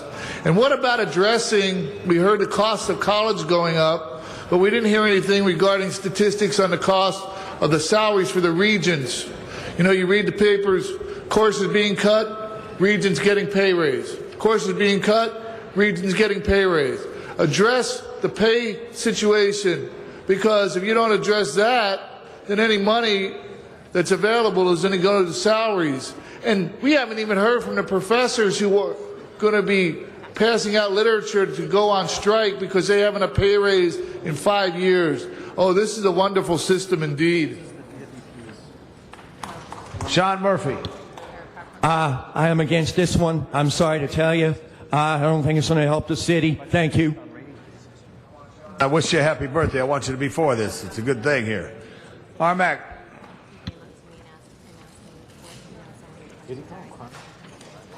Good morning, City Council members. Good morning, fellow Angelinos. As a Liberal Democrat and human rights advocate, I fully support item 9. The resolution was based on State Assembly Bill 1501 and call for establishing a Middle Class Scholarship Act. And actually, I support this legislation because this legislation helps boost the capability of those California students, to get college education, to pay for their tuition. Remember myself as a student, I actually always struggled with low stipend and small amounts of those Stanford loans, that students have to borrow. But actually, because I actually ask very much state Democrats, California state Democrats, state Democrats caucus, to actually to raise that amount of student stipend and tuition, loans, or Stanford loans, for instance, where students can borrow in order to cover their expenses. Because most of the time, housing is very expensive, so expensive was, let's say, software programs that students have to buy because student quality, let's say, software programs are not commercially viable. They are just gimmicks, and students have to buy fully viable commercial software. And that commercial software costs are very high, and accessible for students. So I suggest that state body of Democrats, led by Speaker Perez, adopt a legislation, to cover costs of that commercial software that students mostly need and cannot afford, Thank you very much, Mr. Cardenas. Thank you very much, Mr. President. First, I'd like to thank the Speaker of the State Assembly for his leadership in providing us with the opportunity to speak on this bill, these two bills, AB 1500 and AB 1501. The backdrop of this legislation is the fact that over the last 9 years, to go to a Cal State here in California, our young people went from having to pay $2,000 a year in tuition to over approximately $6,000 in tuition. That's 3 times as much just to go to school in just the last 9 years. That's how much it costs just to pay the fees. And then they have books and other things to pay. In addition to that, if you want to go to UC Berkeley, UCLA, UC Santa Barbara, these are all public institutions. And you have to pay now close to $12,000, where 9 years ago it was $5,000 to pay for tuition. Those exorbitant costs are being borne by students to the point where many of our young people don't go to the universities that were built for them. And basically, AB 1500 is going to make sure that we close a loophole in California to make sure that when people sell goods and products in the most consumer state in the nation, they just pay a fair amount. Before this bill, what we have is a loophole that the states around the union have agreed that when people sell products in a different state, the sales tax should be paid. Yet at the same time, they've all gravitated toward where the state of California, the greatest consumer state in the nation, is not getting its fair share, even though those corporations are selling their products to our constituents. So basically all this does, AB 1500, is it closes a loophole and makes it fair. In addition to that, AB 1501 will make sure that the money that is generated from closing this loophole actually go to our university systems to make sure that we can provide the opportunity for our young people to go to our Cal States and our UCs. What that means is we're going to make sure that we give Californians, California families, California students. It's hard to get into a UC in the state of California, no matter what part of the planet you're from. It's very difficult to get into a Cal State these days. These young people have worked really hard to qualify to get in, and many of them are not going to our universities, not because they don't want to, not because they're not smart enough and talented enough, is because we've raised the price so high that they cannot attend. And AB 1500 and AB 1501 are two pieces of legislation that should pass. They are requiring a 2/3 vote for them to pass. We hope that everybody on both sides of the aisle sees this for what it is. It's about fairness, it's about closing a tax loophole for corporations, and it's about making sure that when we close that loophole, that our students and our universities are able to continue forward, where California at one time was the state in the entire world, the #1 place in the entire world where people wanted to go to school. And unfortunately, those universities are having a hard time keeping up, and worse, our young people in the state of California are not able to take advantage of going to a university or a Cal State, a UC, that they're actually qualified to go to. So I hope that we can all support this legislation, this resolution, and once again I'd like to thank the Speaker, John Perez, for carrying this legislation on behalf of young people, smart young people in the state of California, and also hardworking families in California. Thank you. Thank you, Mr. Cardenas. Mr. Zine. Thank you. And it's a very, very important aspect that we have the educational system and it's affordable. We know it's not affordable. But in addition to that, reports that I'm receiving is that people are graduating and they can't find a job. They're graduating with a degree and they can't find, whether it's a bachelor's or a master's degree, and they can't find a job. And that's the other aspect. Then they can't pay the bill, they can't pay the loans, and then they start having economic problems because the opportunities for that aren't there. So one of the aspects I think we need to focus on is getting those careers where there is an opportunity. There are opportunities in certain careers, other careers, for example, aerospace was productive at one time, it's no longer productive. And another matter that I've referred folks to for families that don't have the financial ability but they do have the ability to go to college is the ROTC. We have ROTC at many of the universities, SC, UCLA, Pepperdine, Cal State Northridge. And if you get into the ROTC program, you can get that government finance for whatever profession. A lot of folks think you ROTC, you're going to be on the front lines in a combat zone. That's not the case. So I totally support this. It's a positive measure, but we need to help those students get into a field that they will be able to earn a decent income. And at the same time, if they elect to go into the ROTC and have the government pay, which the government will pay for that education, many of the universities locally participate in that. But it's a great program. I want to thank the Speaker and thank the representatives for coming down here to push for this. It's our future, and we need to invest in our future. But when you hear about the rallies that take place where the educational process is so expensive they can't afford it, and then the negative side, we need to turn it around. As Mr. Cardenas said, we used to be a #1 in the country, and sadly we've fallen down. So this is a great program. Thank you, Mr. Zion. Very good, Mr. Zion. Mr. LaBonge, I think I have 1 minute and 7 seconds. You have it. You're such a good guy. You're going to control that minute. 1 minute and 3 Mr. seconds. Alarcon, here we go. I'm going to filibuster this one. Council members, the gap between the haves and the have-nots is growing far and wide throughout the state of California and through the United States as well. But if we are going to address that gap, we have to build opportunities for people to enter solidly into the middle class. And that's exactly what this is all about. It is also about retaining California's competitive edge in a world economy that demands higher education experience. The sad truth is that in our university system in California, there are growing proportions of people from out of state taking advantage of a world-class university system in the state of California. And they're not staying in California. They go back. They go to other places. And ironically, they work against our competitive edge. This would close a corporate loophole that allows out-of-state corporations to avoid building our middle class in California.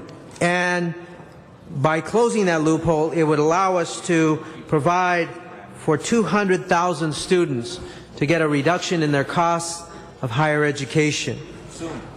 I would wish that we valued education to the point where everybody could get a free education like in France as long as they perform. And I believe that if that were the case, that California would be doing just fine because people would run to the universities. But the fact of the matter is, it's getting increasingly costly to run these systems. And so the Middle Class Scholarship Act would provide opportunities that would increase California's competitiveness provide greater opportunities for people from California to enter solidly into the middle class and sustain their entrance in the middle class, and provide tremendous economic benefits, and also reduce the opportunities for corporations to take advantage of the state of California. So with that, I was very pleased to send a letter in support of this legislation, and I want to congratulate the Speaker for his vision and wisdom in putting together a very unique bill that will have tremendous impact on California's economy for years to come. Thank you very much, Mr. Vizcaino. Thank you, Mr. President. I, too, want to stand and support the Speaker's two bills here. I just often recall my time with my grandfather, who was a working fisherman in San Pedro, and he told me, Joe, it's important that you get an education. And knowing the fact that this bill also, while closing the corporate tax loophole, it allows the state to invest an additional $150 million into our state community college colleges as well. And I'm a proud product of Los Angeles Harbor College as well, a local junior college, which allowed me to transfer to UCLA, then off to Cal State Dominguez Hills. And even more so now, it's impacting my family. This bill will allow my nephew, who just got accepted to UC Santa Cruz, to really move on and be the his Sammy's his dad's a longshoreman, and even his parents told Sammy, you just got to go to college, get an education. I've talked to numerous kids through my career with LAPD who I've mentored, kids who are involved in Cash for College programs and college-bound programs at the local LA Harbor Boys and Girls Club, and these two bills will allow them to really move on and qualify for higher education, though. So I too want to stand, and I too sent a letter to Speaker Perez supporting these two bills as well. So thank you so much. Thank you very much. Go Seahawks there, Harbor College. Mr. Cardenas. Yes, thank you very much. Even a banana slug deserves to have a break. That's one of the mascots, believe it or not, at one of our universities. But this is a serious matter, and also just to remind everybody how important it is to close this loophole. By closing this corporate loophole would generate for the state of California approximately $1 billion in state revenue. And again, between these two bills, what it would do is make sure that that revenue refocuses on higher education in California, our Cal States and UC systems, and reopens the door for the middle class in California to be able to go to our California universities and colleges. So with that, once again, I want to thank the Speaker in carrying these two bills, and hopefully with the support of the City of Los Angeles, by passing this resolution, it'll send the message that we, the largest city in this state of California, does support the fact that middle-class families should have access to our Cal States and UC system. Also, that the state of California, as finding a way to close this loophole, should provide that revenue to make sure that we uplift our California state system and our University of California system. Thank you. Thank you, Mr. Cardenas. No speakers on the queue.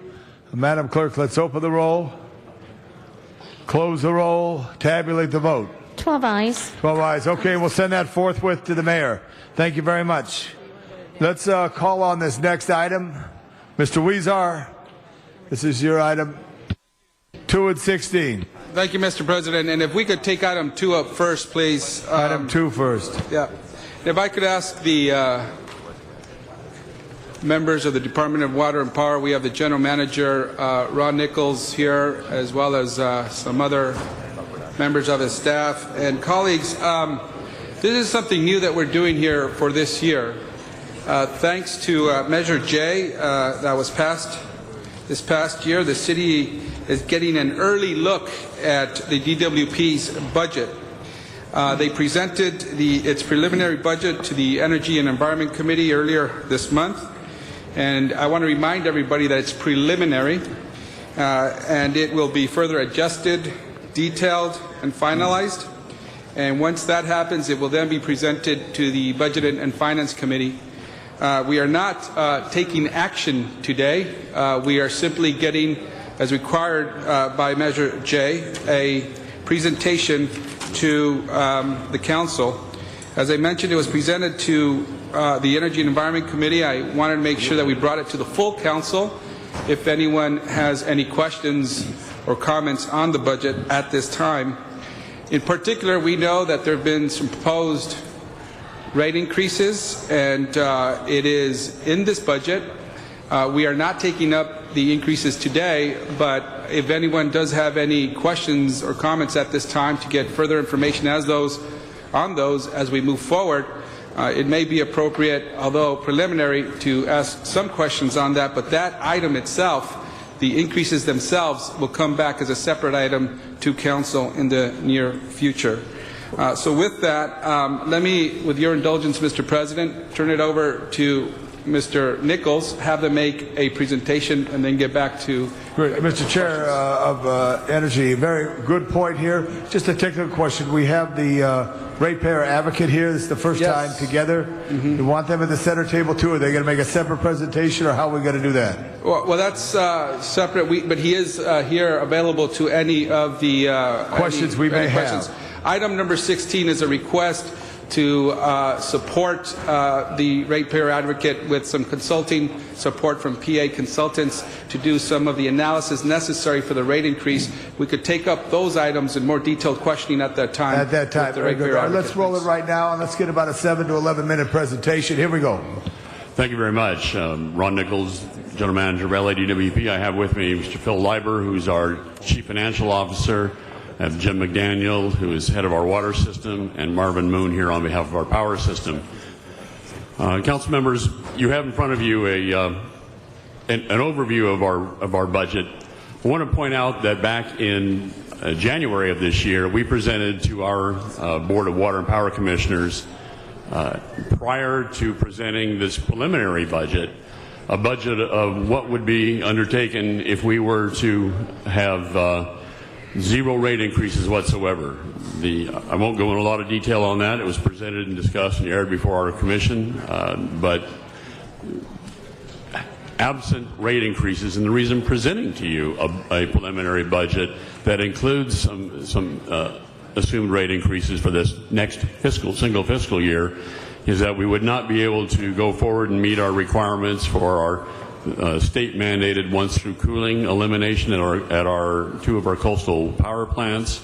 We would fall further behind on our renewable portfolio standards.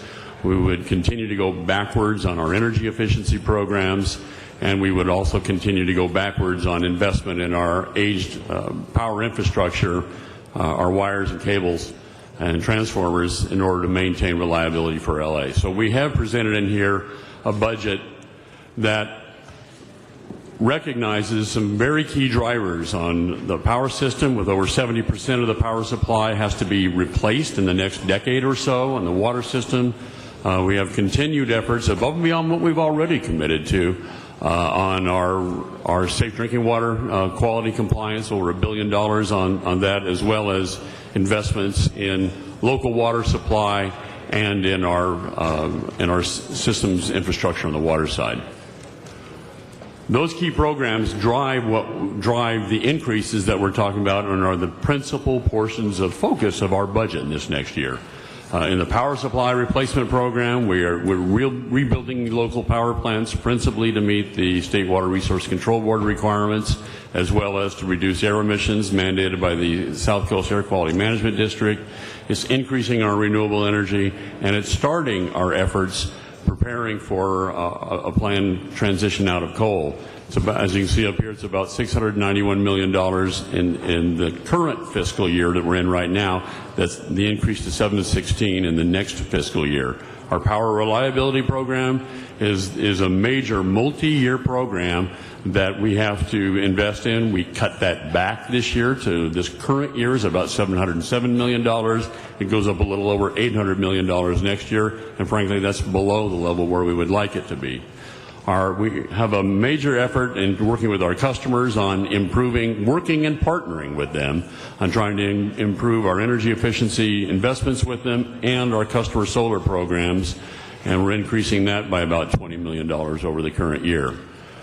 Energy efficiency is a major aspect for us. We are trying to reverse what has been going the wrong direction with that. We have a plan, our board adopted a plan that gets us to 8.6% energy efficiency by 2020. We really need to be at 10% or better. The budget in here starts us moving that direction, but it does not, frankly, move us as far as we believe that we should go, and you're going to be hearing more about that when we talk about it in the rate process. Just a quick overview of what our overall power budget, if you will, the annual revenue requirements, the annual revenue we need to receive to run the LA power system. Well over 40% of that total cost comes in fuel and purchase power. You see down up here on that top, on the bottom here, about 25% ends up being in our overall total all-in cost of labor, with the remaining being between our debt repayment requirements, the city transfer, and our net income that's necessary to fund next year's cash requirements. There are rate implications of this budget, as we indicated, and I think it's important to recognize this going in. We have had no base rate or reliability cost adjustment increase or no fuel increase adjustment, the latter since 2009 and 2010. The programs that we're talking about simply can't go forward to meet basic legal mandates without an adjustment, or I wouldn't be talking about that for you here today. I'd like to turn it over for a minute to Phil Leiber, our CFO, to talk briefly. And we're not here to talk about rates today, but we want to be upfront with you. We are assuming some rate adjustments in this budget, and I'd like to have him review that at a high level. Okay, so this slide shows what the proposed budget would require in terms of rate increases. We show the impact on the various types of customers. We have residential customers. For a typical residential customer who uses about 500 kilowatt hours a month, we're going to be limiting this rate increase to about 2% year over year, and that's substantially less than the system average. We've deliberately designed these rates to reflect concerns we know the Council has of reducing the impact on low-income customers and also further encouraging customers to conserve energy. So we try to be very mindful of those concerns. You can see that if you're a higher use residential customer, the impact is a little above the system average rate. It's about a 6% impact. For small commercial customers, it's a little less. It's about 4.3%. Now, all of these rate increases will depend on consumption levels. In terms of the impact on our larger commercial customers, we have 3 different rate classes. We have small, medium, large, and then we have for industrial with high load factor. So you can see here, rather than present an impact on bill change per month, we just talk about an impact on cents per kilowatt hour, and it ranges from about a half cent up to about 0.6 of a cent. We also have, of course, our budget for water, and similar to the power system, there are some key drivers for that water system obligations as we move forward. We have a local water supply program, and this year and last year are perfect examples of why we need to be funding this. What I'm talking about here is recycled water, more water conservation, stormwater capture, and using our recycled programs and groundwater cleanup programs to reduce our reliance on imported water. Just a year ago, we had over about 135% average snowpack, average water supply. We had a fantastic, almost record water year. As fast forward to this year, we're near the worst water year that we've ever had. And we get the difference, the swing between that is the water that we purchase from Metropolitan Water District, and it's the most expensive water that we purchase and that we use.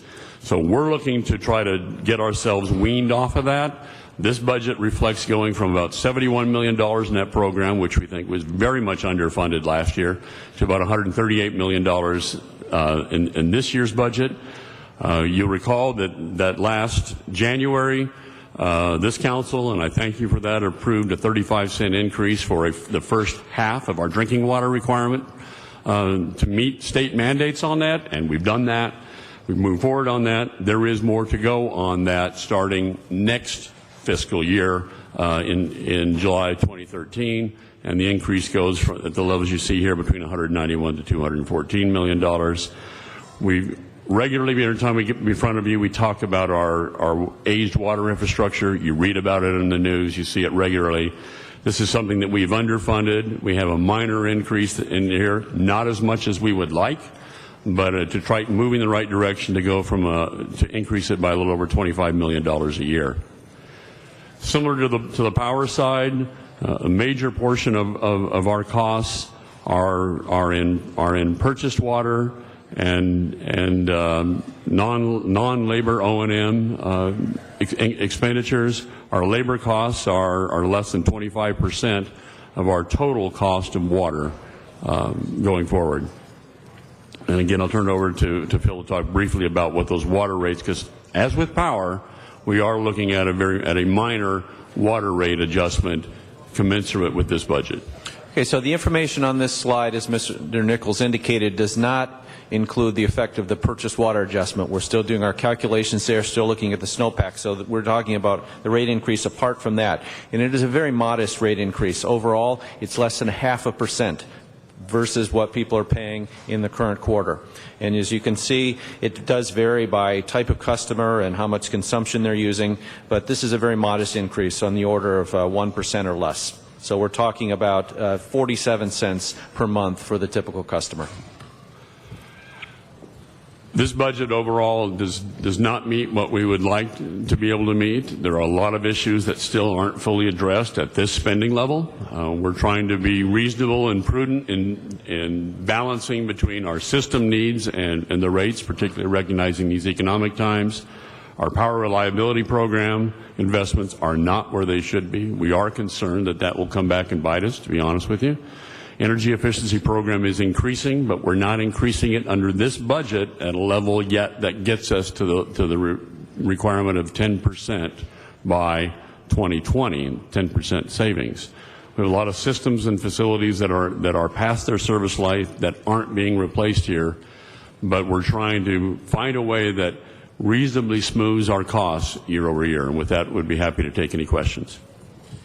Very good. Thank you. I'm going to call on Ms. Perry. Followed by Mr. Englander, Cardenas, Koretz, and Rosendahl.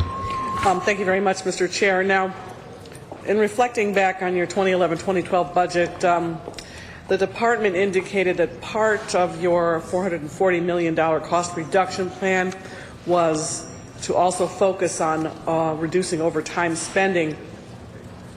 Now, I'm pretty sure that when I looked at that plan, I saw no revenue requirement budget for overtime. Yet, looking at the allocation of power costs from this year, 2012, you show a 2% revenue requirement for overtime and a 1% overtime revenue requirement for water. And I wanted to just get an explanation on what that means. This breakdown, and I have it up on the screen here, this breakdown on our costs is what are our total, the breakdown of all the revenue spent for the entire budget over the entirety of the year. And this just breaks down what portion of that is labor, and of that, overtime is about 2% of our total annual budget, if you will, for power. Mm-hmm. And that's included in all of these costs are what make up our total. What I was showing in those prior items is the key programmatic drivers that are reflecting our increases from one year to the next. And so, just so the public understands, this is what we're doing is part of what Measure J requires us to do in preparing a preliminary budget so that we can go through the process and get ahead of the curve. So ultimately, when it comes time to share this with the council, we will already basically know what the department has on the record. So there was no budget for overtime for the 2011 budget. I just need to clarify that. No, that's not the case. There was a budget. We always use overtime. Mm-hmm. When you run a 24/7 operation, and you have to be responding to customer requirements and system requirements, you always have overtime. What we've done is tried to, and have, cut back our overtime from where it was before, which has been a challenge to do when at the same time we've reduced our headcount at DWP by over 600 people in the last 18 months. Now, your energy efficient budget is increasing by 26% for 2012-2013, but your revenue requirement for energy efficiency chart shows, I think it's about, what, 0.6 of a reduction? And how do you derive those numbers? Well, we're actually increasing the total budget by more than 26% between. If I'm just going to pull it up here. There we go. Oops. Between last year and this year, in total absolute commitments between capital costs and our expense costs. What we're doing to make it not hit our budget as hard is, just like we do on a power plant, we are capitalizing and amortizing these costs over a number of years, because everything that we do that reduces energy reduces what capital we have to put into new power plants. So that's how we're able to keep the cost down while increasing the overall annual commitment. So tell us how the revenue impacts the department's facing. What is it dealing with when we repower Haynes and Scattergood power plants for 2012-2013 and meet the need to comply with regulations SB 1 and 2? Our biggest cost item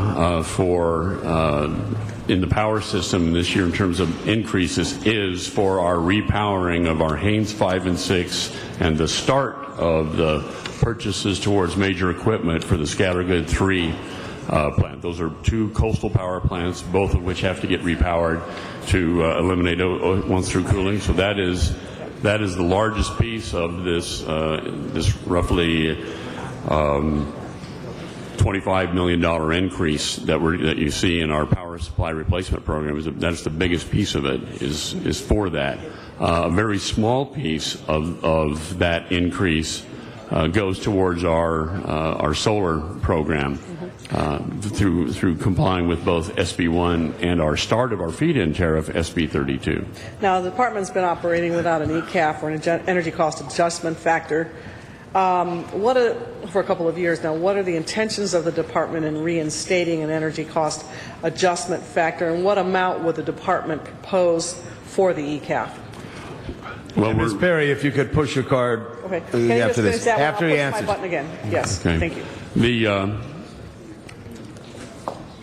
The ECAF, as you're right, there has not been any increase in any rate whatsoever on any aspect of LEWP power rates since July of 2010. And we would typically have quarterly adjustments for our fuel costs. We have not done that. As a result, we are under collecting today from some of those fuel and other costs that were typically recovered by that. We anticipate this will be something that will be addressed in more detail as we get before you on rate matters specifically.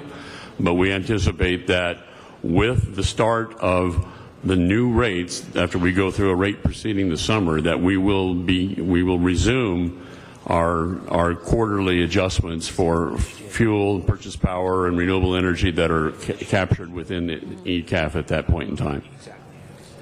Thank you very much, Council Member of the 12th District, Mitch Englander. Thank you, Mr. President. On the slides here, on page 11, go into the water rate change with customers on typical residential, tier 1, high-use single-family, small commercial. But if you back up to page 8, you have on the power side medium commercial, large commercial, and large commercial industrial and how they're going to be impacted. But yet you don't have that same slide following page 11. It seems there's missing a slide. You don't have proposed changes and how it would affect medium and large commercial. And I'm wondering if if there's just no impact to them, or it was just an error that it wasn't included. Right. Yeah, we only have one commercial rate for water. We don't have this. We don't have as granular a breakdown for water customers as we do for our power customers. So there's no other. Well, it says small commercial on page 11. So you're suggesting that that also includes medium, large, and industrial? Councilman, this is Jim McDaniel, Senior Assistant General Manager of Water System. So it would, this is for a 1,000 billion unit example that we gave here on our small commercial. For other types of commercial customers, it would be a kind of just an interpolation of that amount scaled up or scaled down. The rate would, the unit rate would be the same amount. So the unit rate doesn't change at all? Right. Correct. Okay. And then a couple other things that I didn't see, well, it wouldn't be in the preliminary budget, but I didn't even see in a preliminary budget attached other than just receiving this PowerPoint. I know it's a note and file on your preliminary budget, but there wasn't a preliminary budget attached. Is there a reason for that? I mean, I don't know how we note and file something we haven't even... Well, we're number one, we're not... At this juncture, we're not. This was an informational presentation here today on the preliminary budget. The budget will go back through Budget Committee, and then we'll come back before the council for a full budget briefing. The reason for discussing this here today, I believe, was to just give an opportunity for, in fact, a prelude, if you will. No, I appreciate that. But in the interest of just full transparency and having the information for an information-only discussion, I have no information. I would just received this PowerPoint moments ago, and there wasn't any other information attached. I just wanted to bring that to your attention. I don't know if there's something forthcoming before we actually have the budget discussions, but it would be nice to have information in advance to include. No pun intended. This is just to whet our appetite for the coming budget. Yes, I got that. Thank you. Thank you. Right. Information is power, right? Information is knowledge is power. One last thing, then, if I could, on the or two last things. You've got proposed adjustments in here. Well, I've actually got a question for Mr. Pickle, so I'll save it for him. And then, is there an outreach plan, a community outreach plan? I haven't seen that attached. There is. There's a significant differentiating. There's not a major community outreach plan for the budget. There is a significant community outreach plan that has already begun for the water and the power rate adjustment, a 2-year rate adjustment plan. We'll have some probably 15 to 20 at least public meetings that began just last week on this. Okay, it'd be helpful to see that as well, as where you're going, and so we can help promote that. We just put it out. There's one in my district that you're having. We just got word yesterday, but it's taking place like this weekend, so we have no time to promote it and get it out there in our newsletter and inform folks. So it would be great to have that in advance so we can let people know. More than 24-hour notice would be helpful. And then the last thing was on cuts and efficiencies. I don't know what was proposed for cuts and efficiencies. I know we're decimating other departments in the city and looking at upwards of a $250 million structural deficit going into this fiscal year.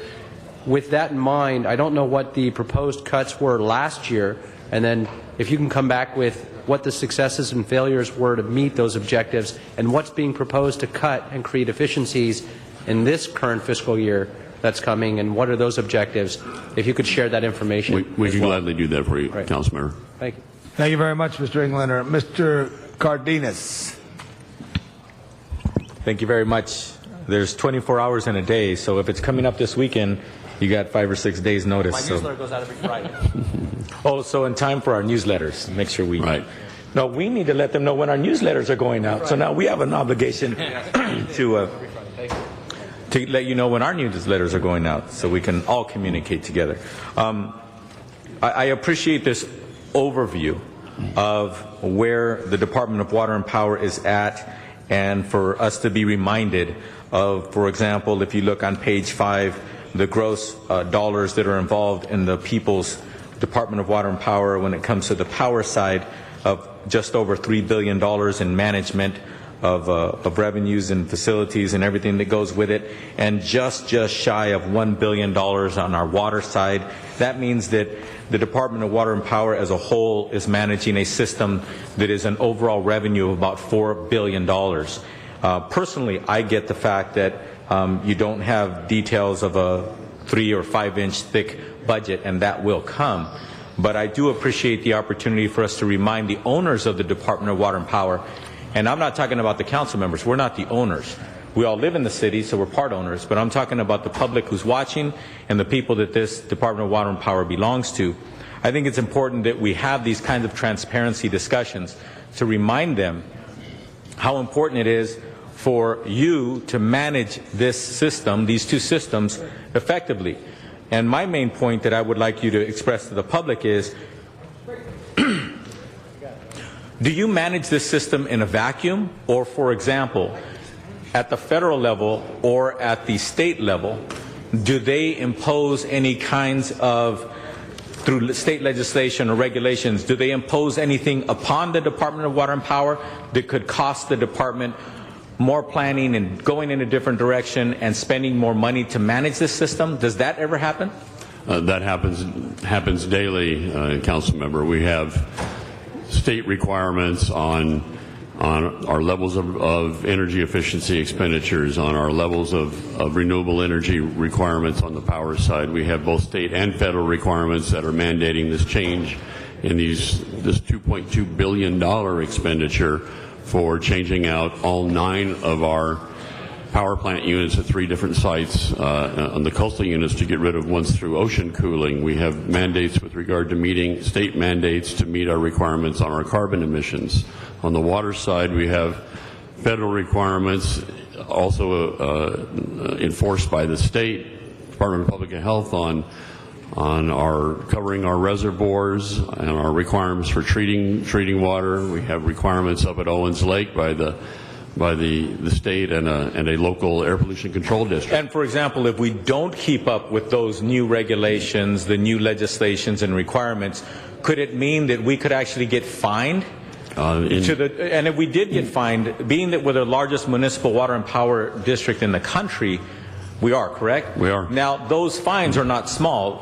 Could those fines be in the realm of $100+ million or up to billions of dollars? Well, they can be $25,000 a day. But my understanding for one item, and those can be multiple items that can be. So this can run into tens, hundreds of millions of dollars very, very easily.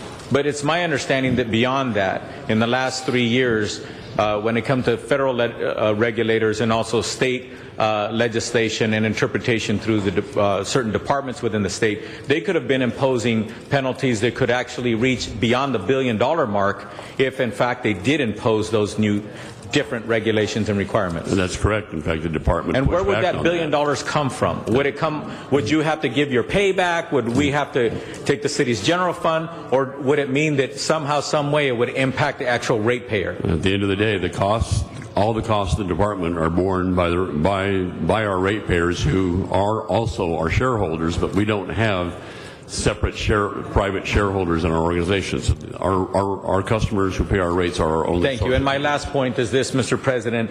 I noticed in your very thin, but I think very informative document here, you did point out that 7 out of 10 kilowatts that are now being consumed by us as consumers in the city needs to change from one source to a different kind of source. That means that in a given week, if you charge your computer once a day, that means about 5 out of those 7 days, the power is going to come from a different source. And my last question is this: that different source is more expensive than we're getting our electricity yesterday, or is it less expensive than we've been getting our electricity yesterday? It's incrementally more expensive than our current cost of electricity sources today. Thank you. Thank you, Mr. Cardenas. Mr. Koretz. Thank you, Mr. Chair. Most of my questions are about energy efficiency. And my first question is, are we looking at redesigning rates in such a way that we can push for energy and water efficiency without adversely affecting our rates? Mr. Council Member, we're doing only very minor adjustments in this current budget and associated rates for our power rates, and that is simply looking at how we allocate the costs within our residential customers to have the higher users who are using significantly greater than the average see a higher rate adjustment than the lower end users who are either low income who are already conserving, as an incentive to continue that conservation.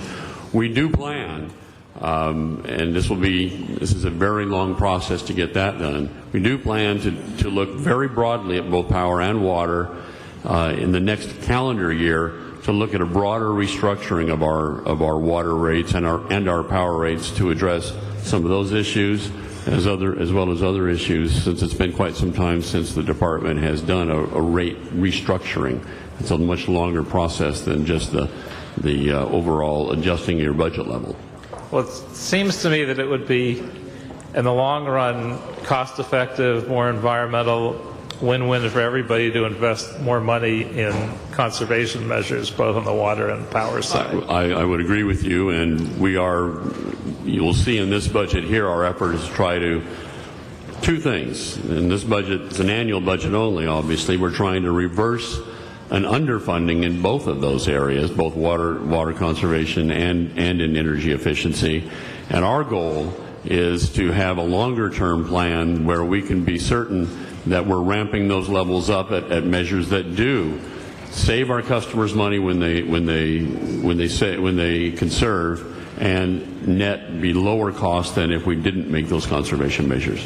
And do you plan on leveraging industry knowledge and best practices by working with an industry group like the Consortium for Energy Efficiency to help move us in the right direction?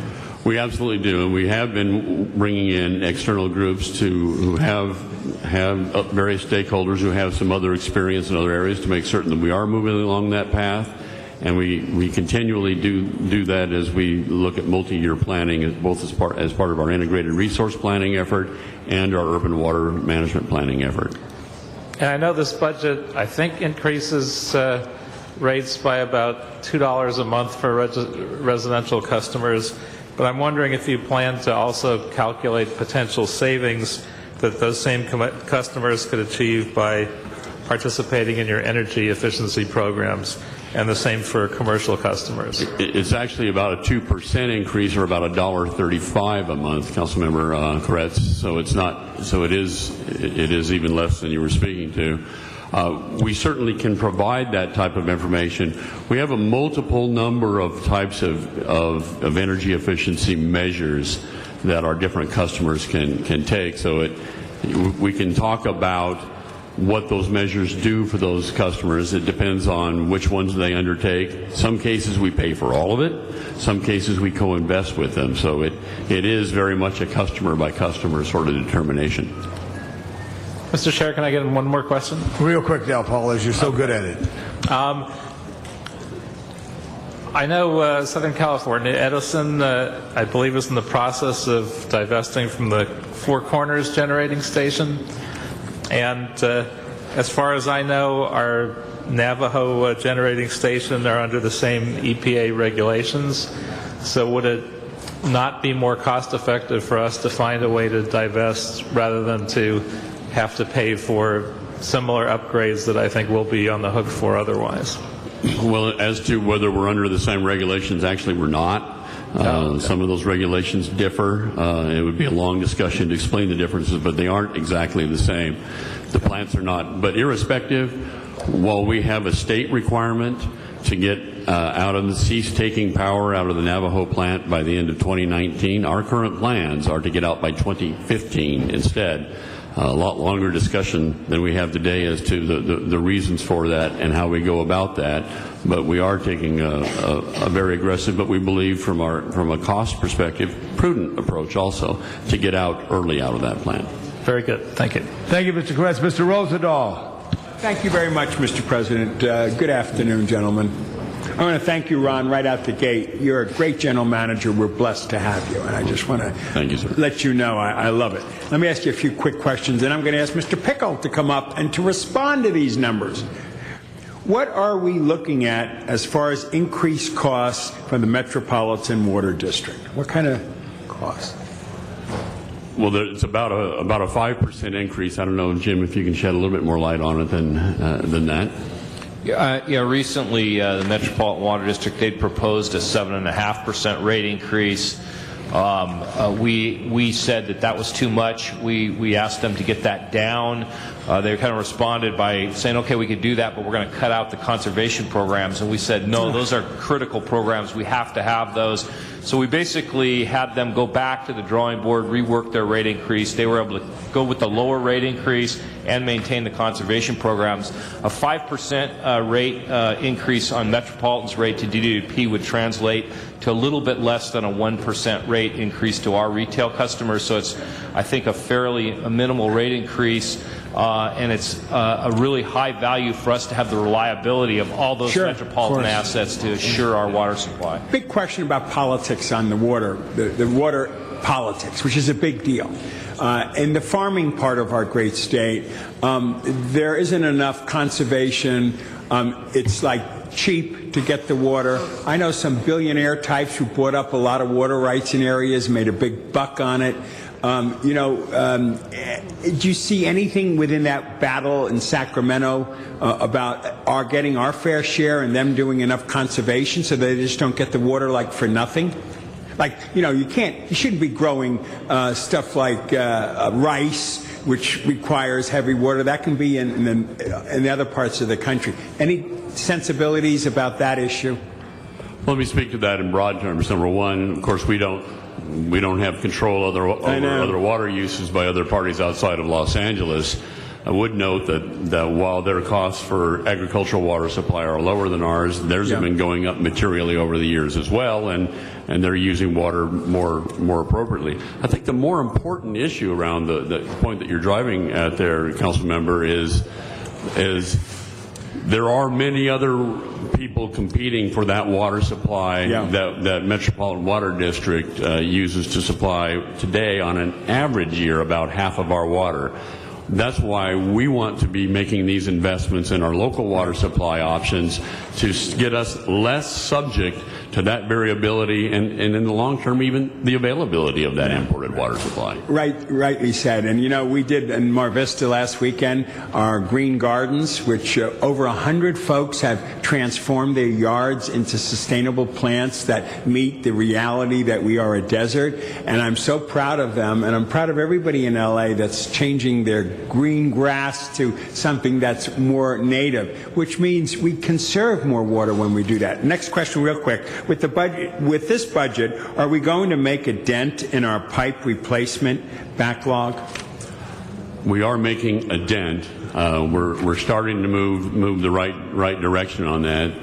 Jim, we're going from up to about 120,000 feet per year, right? Yeah, this year we had to cut back, as you know, so we were at only about 95,000 lineal feet a year. We have managed to reprioritize some of the capital expenditures and, as Ron said, move in the right direction. So this budget includes 120,000 lineal feet a year. To put that another way, we're going to move from a replacement cycle on the system of once every 400 years to once every 320 years. Still not enough, but we are heading in the right direction. We have plans to get that down to a number where it should be. I might say that Measure O, which was a citizen-approved initiative to conserve water and clean water. In Mar Vista Park, you put a whole system in there. The water then is cleaned and it's used. And I was at my Penmar Park where there's a big mountain of dirt, and that particular cistern, or whatever you want to call it, not only cleans the water, but if there is a storm runoff, the water that goes into the ocean is clean. So I applaud how Measure O has been working out in the years ahead. We're getting recycled water to Penmar. I think it's also great. Yeah, we're doing the golf course, we're doing the park, we're using that water and saving the drinkable water. So thank you very much, Mr. Rosendahl. I'll push my button back because I got some more questions. Thank you. Councilman Bernard Parks. Thank you very much. I just had two questions. One thing I can't figure out is that when you create your budget, is it designed to do the cuts first and then determine what the rate increases, or is it the reverse as to including the rate increases in the overall budget and determine cuts later? Councilmember, it's a good question. You'll recall within about 3 months, less than 3 months after I came on board here last year, hard to say. It's almost been a year and a half now, hasn't it? The very first thing that I did when we got here is working with our senior management to cut our costs, and so that was the first thing we did. And those weren't just 1-year cuts; those were 3-year cuts. And we've been pushing through on those cuts, and I get regular reports on various aspects of those cuts. So we've looked at those cuts then. We're continuing. We went through again our budget one more time before we ever presented this budget, said what are other things that we can cut, and have made those cuts where we can. And as I said, I presented a zero rate increase budget to our board in January. And included in that was a number of things that here's how we would cut all these other items, but here are the things as a result of that we cannot do even to meet the law on that. So the shorter answer is we cut first, and then we as deeply as we can, and then we look at the things we absolutely have to do. Let me ask you, when you say 3-year cut, is that something that the cuts return after 3 years? Is sunset on the cuts? No, it's not a sunset. It was just a three. It was just some of the items are longer term items. Okay. You can't get the cuts to happen immediately. So there's some things that didn't happen until the second and the third year. Could you just to briefly explain to me, on page 7 and 8, you show the power rate tiers. There's about 6 of them. And then on page 11, they're the water rate tiers, which are 3. And I'm just wondering why we have that disparity in the tiers for water versus power. And if I'm reading it correctly, on page 11, the small commercial, I'm assuming, are locations that have, say, 2 houses, residential property that might have 2 houses on the same. Is that considered small commercial? I'm just wondering why one part of the house has multiple tiers, one has just 3 tiers for water and power, and the explanation of what is included in the small commercial rates on water. Okay, well, first the difference. There is definitely a difference in the tiers. We have more tiers and more granularity, if you will. In other words, more specific rates for specific types of users on the power side than we do on the water side, because they use power in very different ways. We have our tiered program on the power side. There are some who say we don't have enough tiers on that, frankly, and that's an issue we're probably going to talk about in the future. We have a lot of range of small commercials, which are small retail stores, and as its name indicates, smaller commercial items. We have large users that are up to like Anheuser-Busch and refineries and others, and that use manufacturing facilities, others that use significantly greater amount of power, and there are different types of those. So there's just a necessity to have that split out in more detail. On the water side, we break it out between our residential users, and we have our tiers, our tier 1 and our tier 2 users on that. And then we go to a commercial rate beyond that period, and then it's just a function of their volume. One thing I was wondering, what's in the small commercial on water rates? Does that include multiple family, triplexes, fourplexes? I mean, what's included in that small commercial? So on the water rates, and we haven't really shown it here, but there's a multi-family rate. We have that Schedule A, which is single family, Schedule B, which is multifamily, which would be the duplexes, triplexes, apartment houses, and then Schedule C, which is commercial. And all commercial are at the same rate, whether it's 100 billion units or 1,000 billion units. We just picked some examples here to put on the slide. The multifamily user is very similar in the increases that are very similar to the single family uses. We just didn't break that out as a separate example. So for a clear understanding, those subsets would be under multifamily units, would be under the single family residential as a subset. It's very close to that. It's actually Schedule B for multifamily. Okay, but it wouldn't be in the commercial. Correct. No. Okay, all right. Ms. Perry. Yeah. Just 2 more quick questions. If you could just go over just very quickly for the public's edification, the projects, capital improvement projects that were cut for 2011 to 2012, and will those projects be returning 2012, 2013? So your question is what capital projects were cut in? Or put on hold. Or put on hold? Mm-hmm. We put on hold a number of our power reliability programs in both last year and the current year that we're in right now. Those ultimately we need to replace that system, and it's a matter of just spreading it out over future years. So as you have probably seen in the past, that we have a multi-year plan for trying to get where we need to get to catch up with our aging system. We deferred some of our items on other infrastructure replacements on the power side. Certainly, as we discussed on the water side, have done that as well. Ultimately, those things have to get funded. We have been mindful of where we are in these economic times right now, hopeful that times get better in years going forward. And we have very few degrees of freedom. When we don't have a rate increase, but for the water quality factor that was required last January, we can only cut in those areas where we don't have absolute mandates. So those have been kind of the areas where we've done some cuts. Okay. All right. Thanks. Thank you very much, Ms. Perry. Mr. Correct for a second time. Paul Corretz. No, actually, I think I asked my final question. Very good there. We got you. Mr. Rosendahl for a little follow-up. Mr. Pickle, come on up to the table. Mr. Pickle's not up on this, and let me get through all the water and power first, okay? So we could do that right now, because we talked to the chairman before. We wanted to do it that way. That's fine. As long as we get Mr. Pickle up to do some reaction. Sure. We did hire him. The people did vote for his position. On the power side, what is the impact are we looking for with the pole replacement needs and other critical infrastructure? Are we moving on that?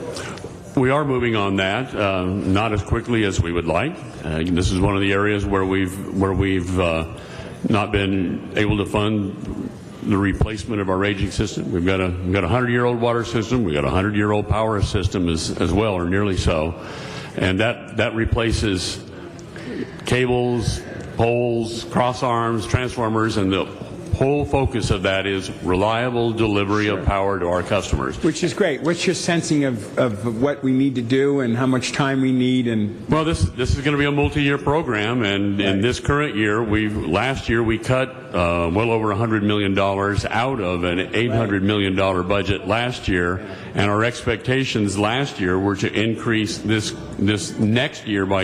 current year by even more than that. So we're behind, and are looking to reinstate effectively what we cut out last year, and that puts us still behind where we want to be. Last question on that is for low-income customers. I get a lot of calls from low-income customers saying, oh my God, what is this going to do to me? I'm on fixed income, I'm on Social Security, I have no money, and so on and so forth. Are we providing any breaks for them with the rate increases coming down the pipeline? Well, we are, and as you can see in the summary that we've provided here on rates, I know it's a little bit difficult to see, our typical residential user of 500 kilowatt hours or lower, our lower income customers are almost always within that amount and lower, and as a result they are seeing about a 2% increase, whereas higher end users are seeing about a 6% increase, and we're mindful of that, and we're continuing. We for both power and water combined, we provide about $60 million a year of subsidized discounts to our low-income water and power users. Great. And we're continuing that. Thank you for that. Appreciate it. Thank you very much. Mr. Weezer, and if you wanted to close at this time, and also... Sure. Thank you, Mr. President. And colleagues, again, a reminder, this will be back to us with more detail. I do ask the Department of Water and Power to get to all my colleagues the information that was provided to us in committee, and as Mr. Englander asked for additional information. I know it's preliminary, but there's additional information that could be reviewed before we get the final numbers. Finally, interests that I think and will arise out of this is public outreach. We've got to be able to get out to the public with information that they understand, not the technical language that is so often used in these matters, so that when this council is going to, if we vote on these rate increases, we will be in a position where at least you've done your due diligence in getting out to the community whether they agree or disagree. They are the owners of this utility, and we have to see that the owners of this utility have been told what this is all about, not just from the confines of these walls. Secondary, the item that Mr. Rosendahl brought up about low-income folks and people in the Lifeline program, that was explained in committee, but we look forward to making sure, and quite honestly, in my time here on the council, that was always a second thought. That is in the forefront. We want to make sure that those folks are being considered in any policy decisions we make. So we look forward to hearing from you through the regular budget process. Again, thank you so much. Thank you. Thank you, Mr. Weezer. Mr. Nichols, before you go away, Mr. Zine just got his bill delivered to him, and he wanted to ask some questions. There it is, Ron. Okay, when you look at the bill, and I think people look at the total, obviously, which is out of this bill, water's 8306, and sanitation is 9234. When they look at the bill, and this bill's $232, when they look at the bill, they've got to take out that part for water, power, and sanitation. When sanitation is putting their charge on top of what you're collecting, a lot of people look at that total dollar and they forget about they're paying an incredible amount of money, $92.34 for sanitation charges for a 2-month period of time. So I look at my use, 395 kilowatts for 2 months. Not really that high. You are a very efficient user of power. I sleep in the dark and I live in the dark. I live by candlelight. Instead of having a refrigerator, I have an ice box. So, I mean, when you look at 395 for 2 months, that's obviously minimal use, not summer months. Right. But I think when people look at the bill, the way you've broken it down, which is a huge improvement over what it used to be, you couldn't figure out anything. It breaks it down, but when you look at that total and you say, wait a second, why is it so high?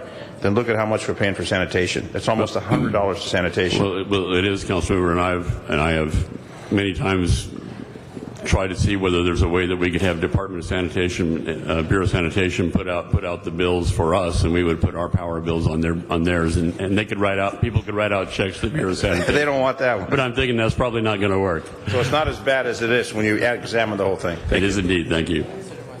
Thank you very much. Mr. Rosendahl has one quick question about wanted to ask right now. Mr. Pickle, just to make it clear, when the people created the position, a lot of enthusiasm, and there's still a tremendous amount of enthusiasm, and I'd like to get your reaction to this preliminary process as we're going forward in your role as advocate for the ratepayers. The process is just kicking off. The process is focused on DWP's proposed rate increases. I've been helped quite a bit by them. They've been providing preliminary materials. The formal filing hasn't been provided yet, but as that moves forward, we will lay out the process for the public.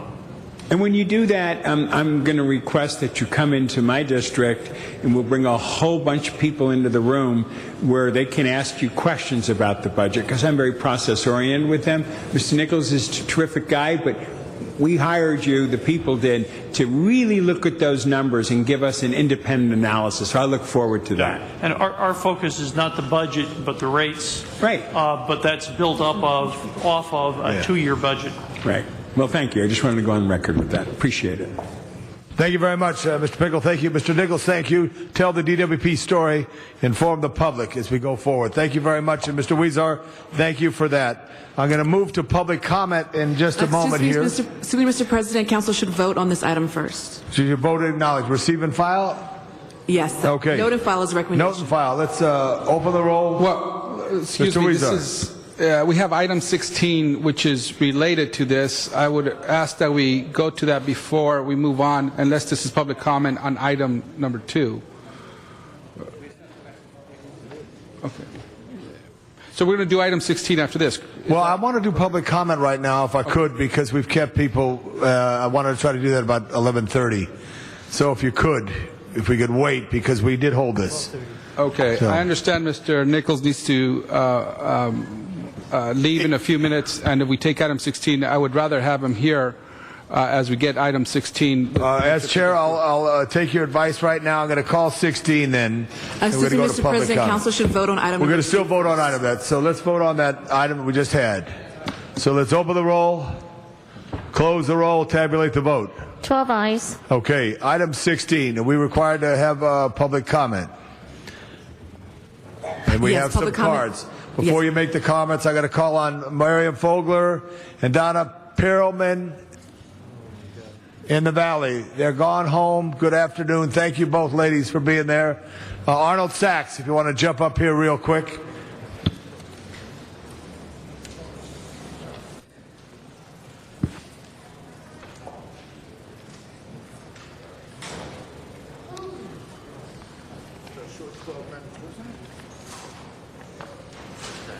That was a short 12-minute presentation there, Mr. President. The Office of Public Accountability fiscal year 2011-2012 budget. Why is this funding coming from the general fund, from the city? This office is in DWP. You just heard the city attorney talk about how his funding has been cut, yet you found money to create a budget for this Office of Public Accounting. And this company has got a contract, PA Consulting. This is the same company that did the ECAF work, and they're going to get paid. They're going to get paid over $380,000 to transfer the information, so this gentleman can make a decision on whether there's rate increases. Where is that information now? Isn't that part of the DWP records? Isn't that part of a city record?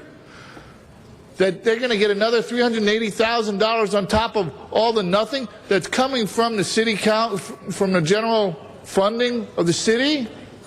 It's wonderful. And then DWP, in their last transferred $250 million to the city for its general fund, which was $7 million less than the previous year. Or maybe it was $8 million less.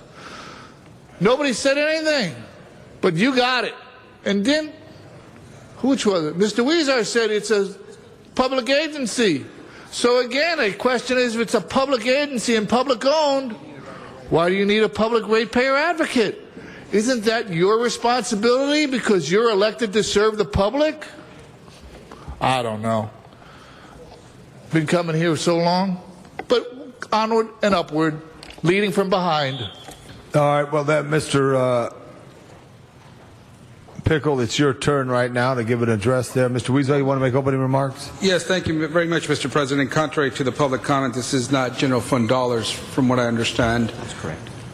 Right. It will be reimbursed. They get reimbursed, yes. So this item, council members, is an item that was a request by the CLA and Mr. Pickle's office, our advocate, for funding to hire a consultant on an interim basis to analyze the proposed rate increases. One of the frustrations that we've heard from Mr. Pickle in committee these last few months was the slow pace by which it takes to hire the staff he needs to do an adequate analysis of what the voters has asked him to do. So the CLA and his office came up with this interim solution that will provide him with the staffing he needs to get the job done. Again, it is for about $380,000 for 6 months. And as you recall, PA Consulting is the same firm that has advised the council on the ECAF matter when it was before us last year. And so with that, Mr. President, I ask if Mr. Pickle could provide a presentation on this. Thank you very much, Mr. Pickle. Welcome. Thank you, Mr. LaBonge. I'm Fred Pickle, Executive Director, Office of Public Accountability and Ratepayer Advocate. This department is separate from the DWP. It's part of the city, but reimbursed by the DWP.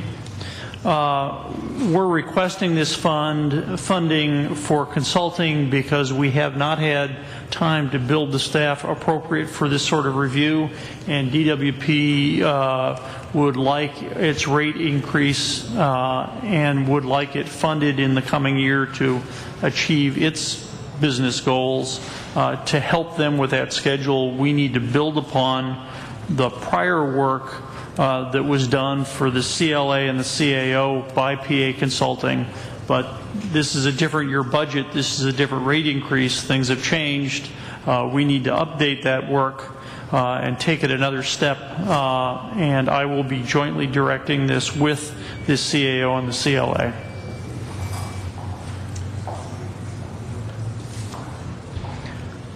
Mr. Pickle? Say it again. No, I know. Mr. Englander. Thank you. You got your hands full already. Have you seen or gotten a copy of yet the application for the rate adjustment?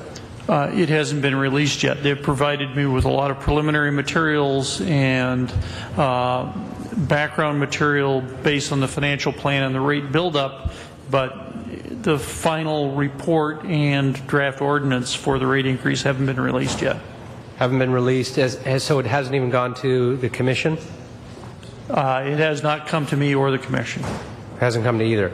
So we're looking at the proposal and doing the financial analysis and funding that financial analysis, which I fully support. It should be done. It's got to be done. You need the help, and you need the experts to work with you to do that in the interest of full transparency. My concern is that the DWP hasn't yet provided you that documentation, which should have been done. It's already complete from my understanding. I don't know why it wasn't given to you by now. Do you have any indication? Have they indicated why they have not shared that? They were preparing it. They were finalizing those materials. Have they indicated they're not finalized, or? That was my understanding. And these were the questions I wanted to ask you when they were in the room, which is why I didn't want the item to go first, and now I have a real problem with it. So I support you getting the funding. I just think we're putting the cart before the horse, because I'm not sure exactly specifically what they're asking, since you haven't even seen it either. They have the proposed numbers in their financial plan. They have presented proposed increases to their board, but it isn't the final report, the final document they want reviewed. And that's why I don't understand why DWP continues to do this, and they ask for things. If there's somebody here that can address that still?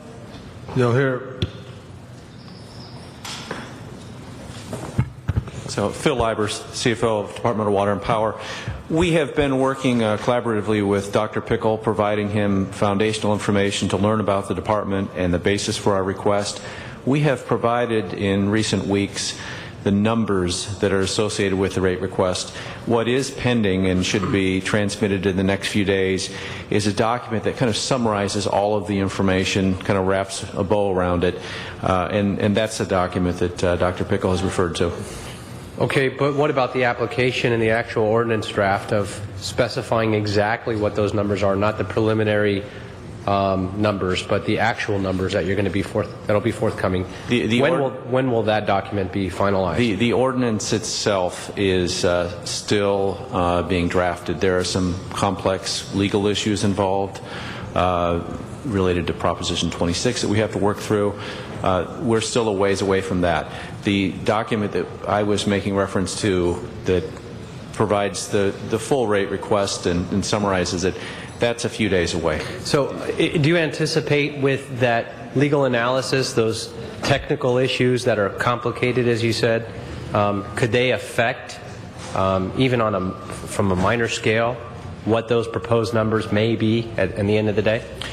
They won't affect the overall rate increase. We've been very upfront about that. Overall, we're looking for, over the 2 years, a rate increase in the power side of 10.5%. What I'm trying to figure out is the technical issues, if they're tied to what's being proposed or not in the ordinance, and why would they have to be addressed if they're not tied to the specific numbers? Ultimately, they are tied. They will affect how the ordinance is written. But not the actual dollar amounts? Not the dollar amount in total, but how it's allocated between the different charges, yes. All right, thank you. Mr. Englander, thank you. And Dr. Pickle, thank you. You're at 223 North Figueroa in a city building. All your costs are reimbursed by the agency, but it's city cost. And your staff? They will be, both consulting expenditures and staff are reimbursed by DWP. And you got them lined up? Yes. Mr. Weezer to close. Thank you very much. And the 380 is a cap, and they will be billed as our services come up, correct? Maximum. Maximum 380. And lastly, colleagues, in our motion that we will approve, should we approve it today, we are asking the Personnel Department, the CAO and CLA to expedite the plan for the long-term staffing of Office of Public Accountability and report on its status in 30 days, so that we're approving interim measures today, but we also want to make sure for the long term our ratepayer advocates gets the resources he needs to do his job, which is what the voters asked for. So we're asking for those processes to be expedited. Welcome to the city, Mr. Pickle. Things take time here, and we're trying to do everything we can for you to get your office up and going. Thank you very much. Thank you. All right. Thank you very much, Dr. Pickle. Madam Clerk, there's no speakers on the queue. We're going to vote on this.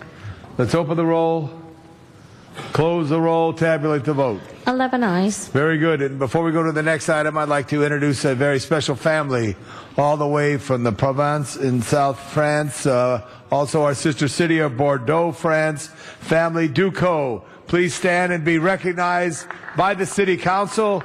They just arrived in America yesterday. Welcome, welcome, welcome.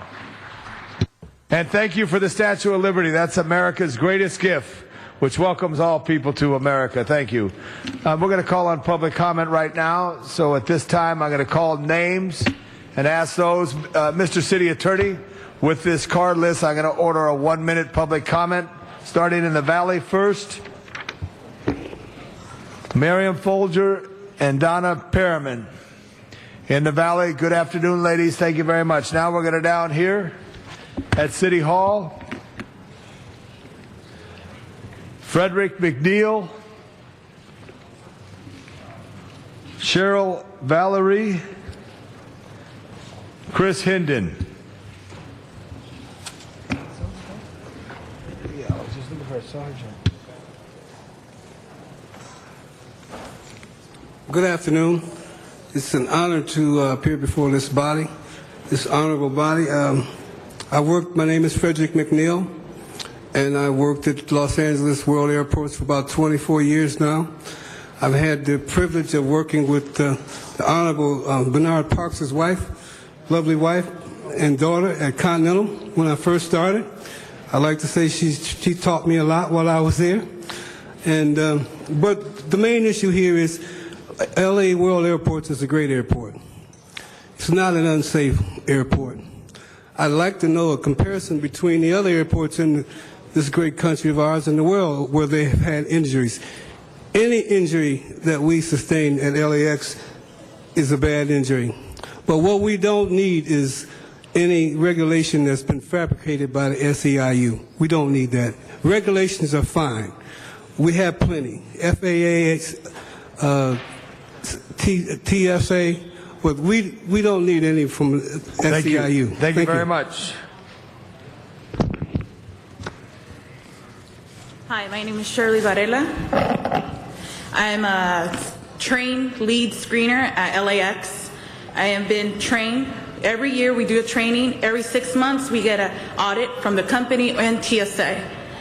You know, everyone gets injured. I think it's very unfair and that they're putting everything out there.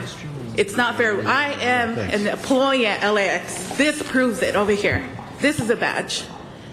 And I'm here to speak out and to actually, I'm proud to wear this uniform for Aviation Safeguards to prove that they're a good company. We have healthcare, we have Kaiser, we have visual and dental. I mean, the safety, everyone gets hurt. And I think do an audit on them. You know, where's our money? I think it's very uncalled for, and they're just picking on us. Thank you. Chris Henderson, is that correct? That's correct. Good morning. My name is Chris Henderson. I'm a manager of training for Aviation Safeguards. I work at Los Angeles Airport. I also travel to other airports and conduct training for our company and other airports as well. Los Angeles is a safe environment. Our employees are trained when they start with our company. They are trained annually. They are audited and regulated by TSA, which leads to Homeland Security and FAA. It's important that you know both sides of the story here for our employees, as well as the employees represented at the airport. Yes, the airport does have its issues as far as people do get injured, but as a company, we take care of our employees. We ensure that our employees are looked after. We ensure that our employees are trained and that they get the best quality jobs that there are to offer at the Los Angeles International Airport. Thank you. Thank you. Mike Garcia, Tanya Akil, Enrido Lita Ali. Thank you. I just wanted to have a few comments in relation to AFSG Aviation Safeguard. They're the union company that just busted out of the union contract 6 months before the contract expired. Where else can this happen? It's flat out union busting. The employer was able to divide the single workers from the family workers, offer them individual family plans, and tell their family workers to go on healthy families or public assistance. They're able to save money and put themselves in a competitive advantages of up to $2 an hour over responsible union contractors. It's just straight out union busting. The employees, with all due respect, are on paid. They're on the clock. They're prepped and they're by the company on paid time. Our members are all volunteer workers fighting for a better life, fighting for their union, and had to go back to work because they are not working for the company here today. Again, it's just another indication of the lawlessness in Wild Wild West, and the Aviation Safeguard is an example of that situation. Thank you very much. Is Tanya still here? Tanya's not here. Okay. And Miss Ali?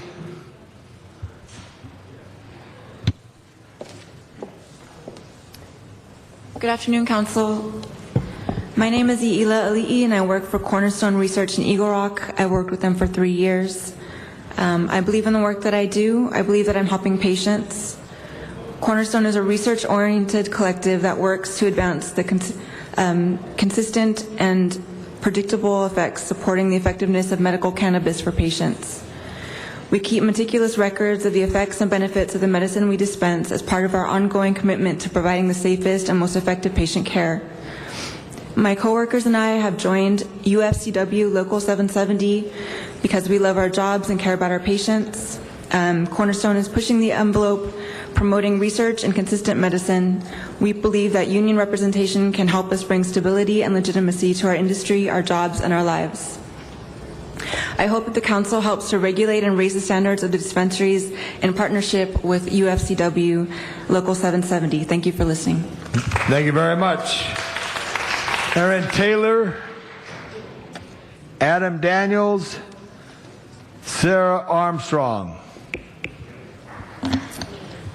Hello, my name is Erin Taylor. I am an office assistant at Venice Beach Care Center in Venice. I'm also a student at Santa Monica Community College.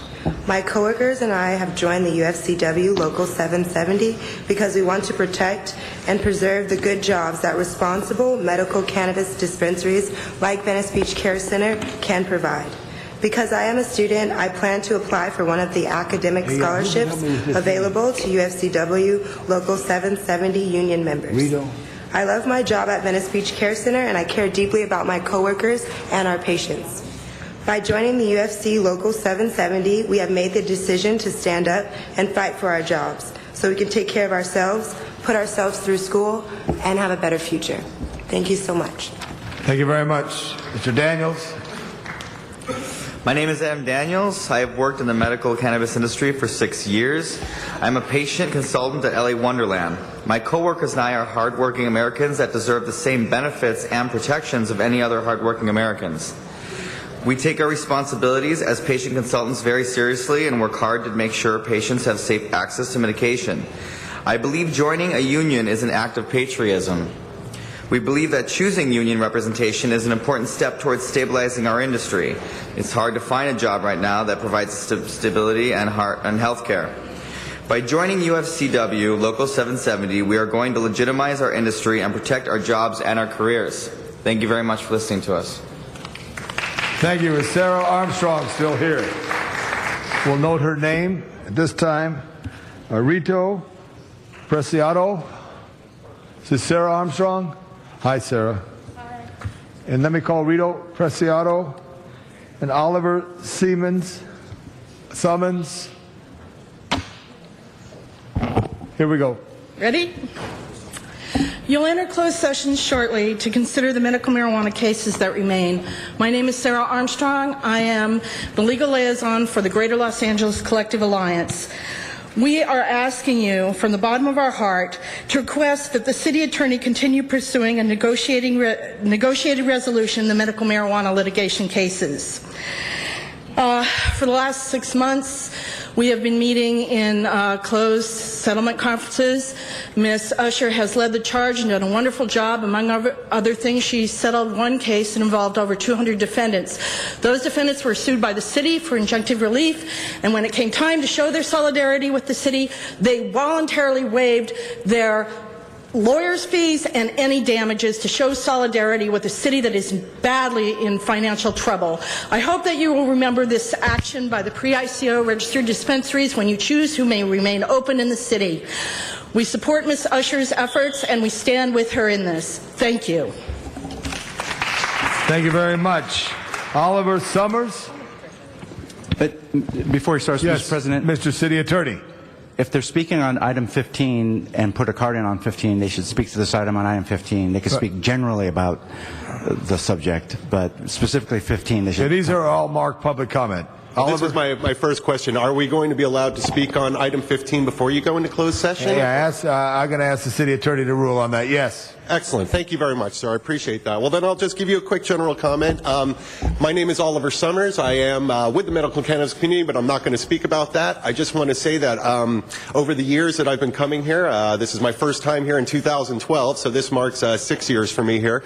And there was a gentleman who always used to come here and stand in front of this room, and all the council people would stand and give him his attention, and that man's name was Richard Kearns. And Richard Kearns is no longer with us now. He's passed on, and he has left a great legacy of fighting for the medical marijuana cause. So what I would just like you guys to say is, even though he's not here today physically, the man is still with us here in our hearts and everything together. And I would just like to say, as a patient and a medical cannabis patient, I'm Richard Kearns. All the people behind us here are Richard Kearns. We are the people who are going to be here to fight for this, so we will keep his spirit alive, and I want you to always keep in mind and remember the man that came here and fought diligently every day that you guys discussed it. Thank you very much. Thank you. Call in again Rito Preciado. May have spoke earlier. We'll note that as well. Marlene Herrera. Maria Elizado. Buenas tardes, mi nombre es Marlene Herrera. Good afternoon, my name is Marlene Herrera. Yo trabajo para Aviation Safeguard. I work for Aviation Safeguard. Alrededor de 5 años. Around 5 years. No es cierto. It's not true. No es cierto que la compañía está favoreciendo a los trabajadores. It's not true that the company is giving favoritism to the employees. Porque si una compañía realmente, si Aviation Safeguard realmente estuviera con nosotros, no hubiese. If Aviation Safeguard would be with us, no hubiese cortado nuestro contrato que se vence en noviembre del 2012. They wouldn't have gotten out of the contract that it expires on 2012. Nosotros los trabajadores tuvimos un voto popular. We the workers, legítimo. We had a legal vote, a popular vote. Para demostrar que la mayoría sí queríamos beneficio y queríamos unión. Yeah, to show that the majority of us wanted benefits and we did want a union. El consejero Rosenthal estuvo allí presente para contar nuestros votos. Rosenthal was there. He was present in order to count our votes. La compañía lo único que está tratando es dividir a los trabajadores. The company, the only thing that they want is to divide the workers. Hemos perdido nuestro seguro de familia. We lost our family insurance. Hemos perdido nuestro contrato. We lost the contract. Y ahora han contratado trabajadores nuevos para decir que realmente no queremos unión. Now they hired new workers in order to say that we don't want a union. Los trabajadores que hoy estuvieron presentes son trabajadores privilegiados. That were here today, they are workers that have privilege. Ellos están recibiendo su día de pago. They are receiving payment for today's work. Sin embargo, yo tengo que pedir vacaciones para poder llegar acá. However, in order to be here, I have to ask for vacations. Ya me han dado 2 warnings. They already gave me 2 warnings. Por apoyar a la unión. Because I support the union. Y eso no es justo. And that is not fair. Le pedimos, por favor, que nos ayuden. We're asking you to help us. Thank you very much. James Shaw, Patricia Orlando, Sean Murphy. Hi, thank you, Mr. President, honorable council members. I will speak again on number 15. I'll submit a card for that. Right now, I'd just like to mention a few things that aren't related to 15, and one of those is the fact that the city is currently issuing permits for new patient associations to be registered with the city, and they're not telling them that they cannot open retail locations. And so we're getting a surge of retail locations opening up, and the district attorney is having to come back behind that and clean it up. And so I'm just really encouraging City Council to, roll up their sleeves and get into some meaningful dialogue about addressing the wide variety of issues that the medical marijuana community is facing and the city is facing around retail establishments for medical cannabis patient associations. Thank you. Sean Murphy, the birthday boy. Birthday man. Birthday man. I'm sorry, Mr. Murphy. It's all right, Tom. The streets need to be repaired. I enjoyed celebrating with my birthday with you. My birthday gift is disregard. Don't remember Sunday. It's too sad. I have just find something to do. Please disregard remembering the civil unrest. It's too sad. I was a little angry, so don't remember Sunday, please. Thank you very much. Patricia Orlando may have left the room. Michael Oliveira may have left the room. Maria Elzazoda may have left the room. Note and file. Armac Jadanian is here. Jessica Goodhart, is Jessica here? Let's note her. Don Lewis, you're next after Armen. Armen, come on up. Note and file all these. Good morning, respectable city council members. Good morning, fellow Angelinos. My name is Armen Akhnusian. As a liberal Democrat and human rights advocate, I run for the seat of California State Assembly from South Central Los Angeles, so-called 59th District. I promise to raise taxes 50% against gasoline selling corporations and oil producing manufacturers, and against wealthy individuals in order to increase social spending, in order to have social programs up and running, and in order to create new jobs with government contracts, which I believe has been always a Californian tradition.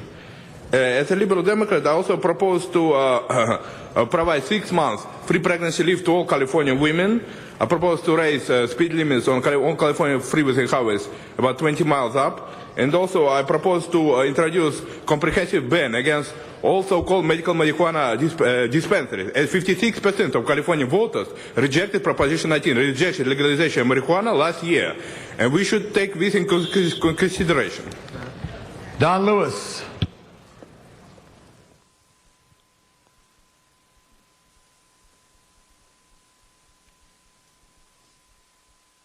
Yeah, no, I'm good. I'd like to thank the council, and I'm speaking about medical marijuana as a patient.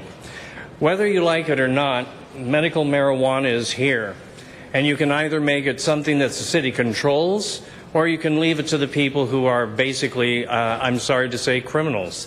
You can make it a union. I believe in unions. I believe that we can make this an industry which makes California, which makes Los Angeles. It can be money for the city. And so that's why I ask for you to help the medical marijuana community thrive. By allowing it to become union, you take care of the quality.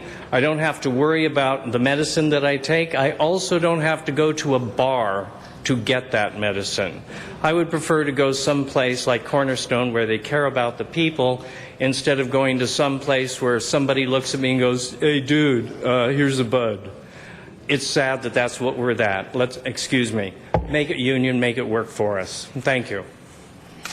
Damon DeMano, followed by Jan Navidad and Edward Lopez. I'm also speaking about medical cannabis. Hello, Mr. President and members of the council. I'm also speaking about medical cannabis. My name is Damon. I'm here today as my wife's caregiver. She couldn't be here today because she's disabled by the autoimmune disease lupus. Producing medical-grade cannabis is extremely difficult. After the voters approved 215, we made several attempts, but we found without specialized equipment, knowledge, and experience, trying to grow medical-grade cannabis is nearly impossible and extremely expensive. In an apartment, it's just impossible. After spending hundreds of dollars and high electric bills, we gave up, joined a collective, Cornerstone Collective. It's a relief to not have to wonder if the medicine I buy is tainted or if it's clean and healthy. I know that I can rely on their recommendations to address my wife's changing symptoms. With their guidance, she's able to use less medical marijuana and less regular medication.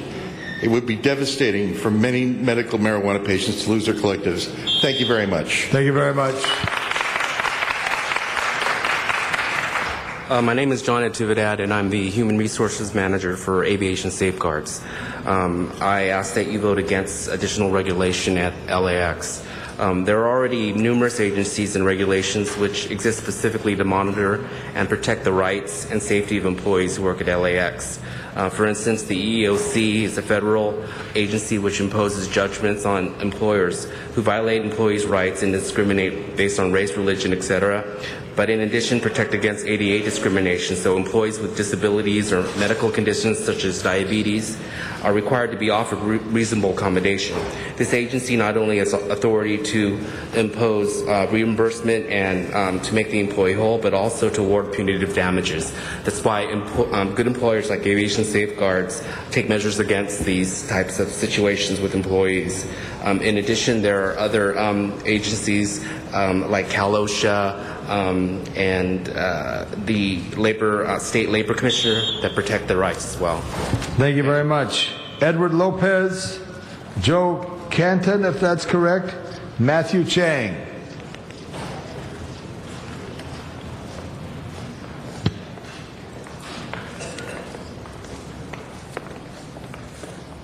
Joe Conlon with Aviation Safeguards. The SEIU wants you to legislate the CSPP so they can increase the membership. It is clearly an organizing campaign. It's as simple as that. Contrary to Mr. Garcia's comments regarding union busting, the workers of CALIP took a vote to decertify the union over 2 years ago. The vote was confirmed in a court of law. Aviation Safeguard employees followed the same case law and decertified the SEIU this past fall. The employees said no to the union, not Aviation Safeguards.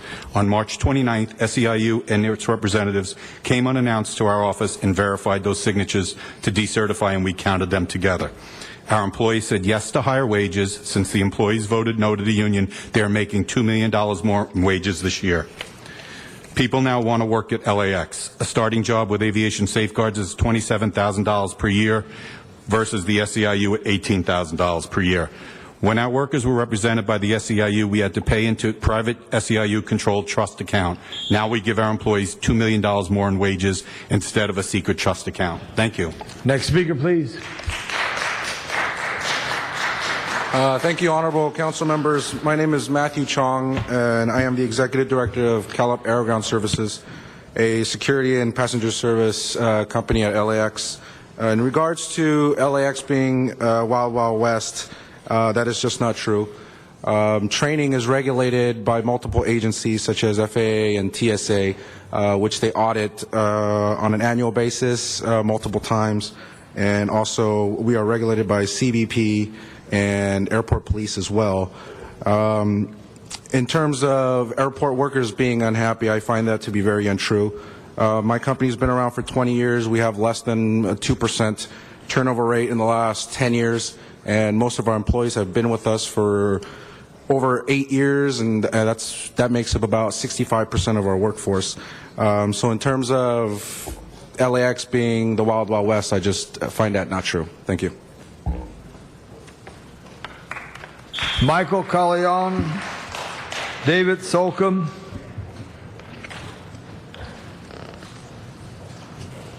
And Jovina Montano.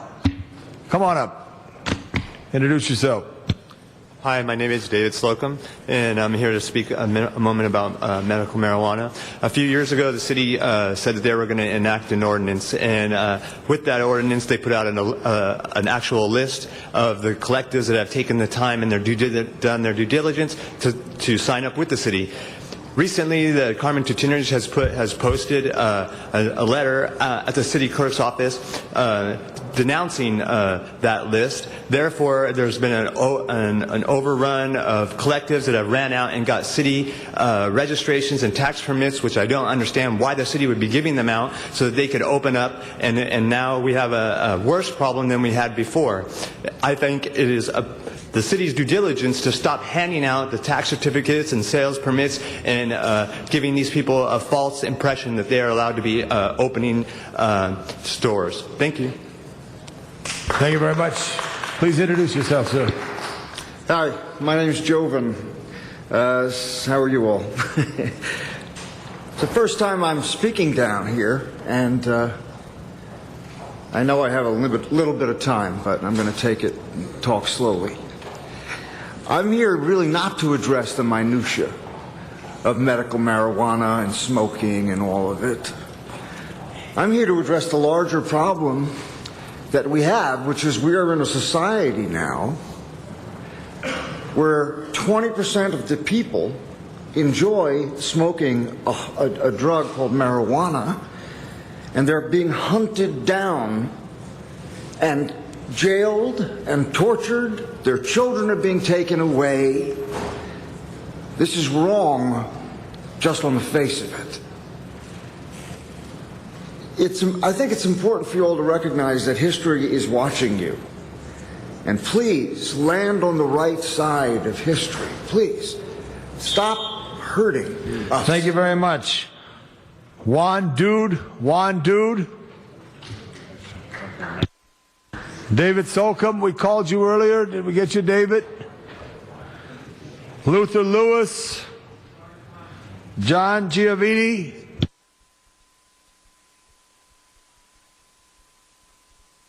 Please line up, John Giovini. Turn back the clock. You're ready? No, I can't. Keep going. Here we go. Let's go.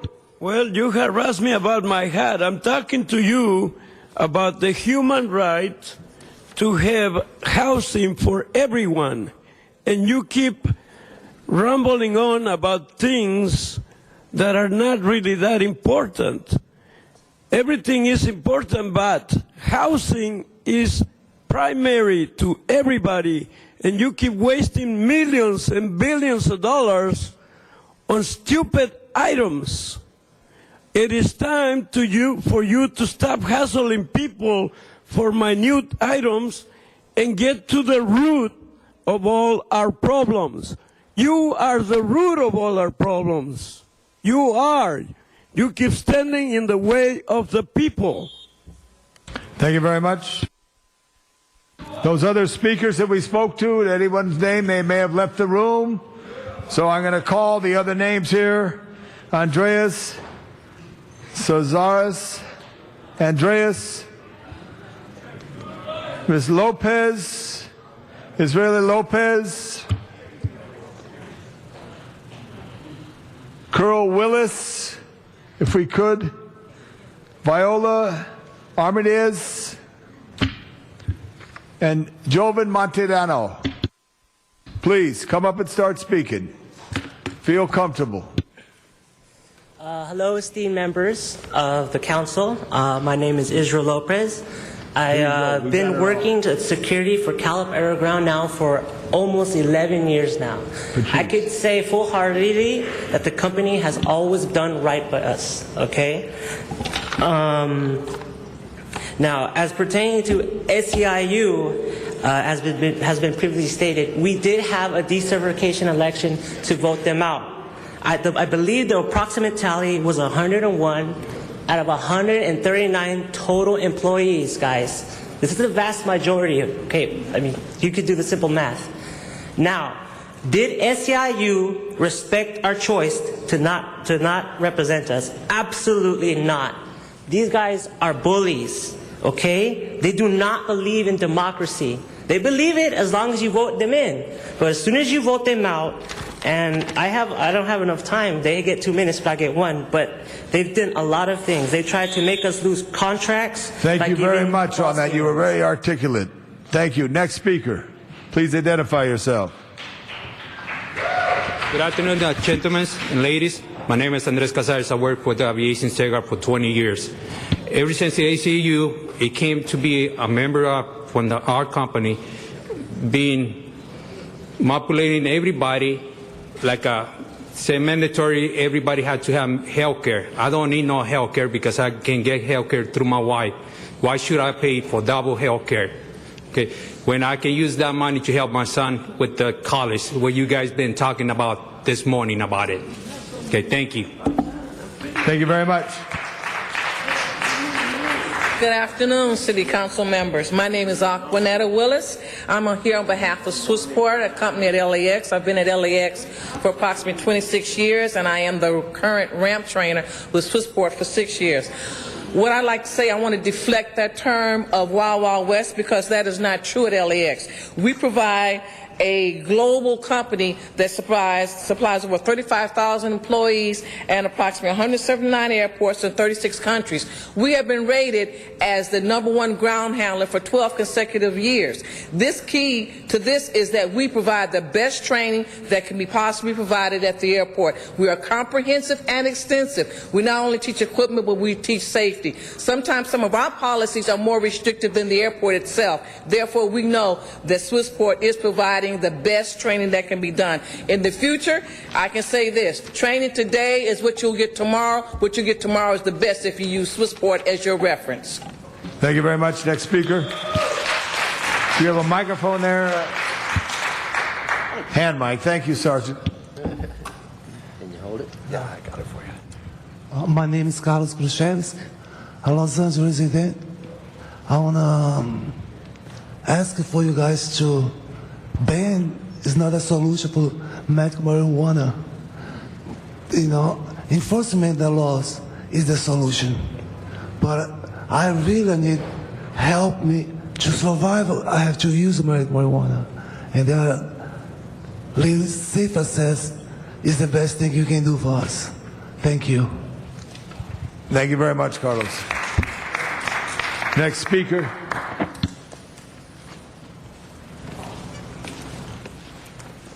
Hello, my name is Giovanni Giusti. I am in support of Juan's objective for the united world of free and clear to provide a formula in the change the way we look at our housing conditions. There are over 9 million homes that are abandoned in Southern California alone. If we can find occupants to work a sort of woofing program like the Worldwide Organization for Farmers, a work and exchange program for them to live and work in these abandoned homes. This could accommodate probably all of the 9 million, because there's at least 9 million people who want to work and who want a place to live and need some sort of temporary security.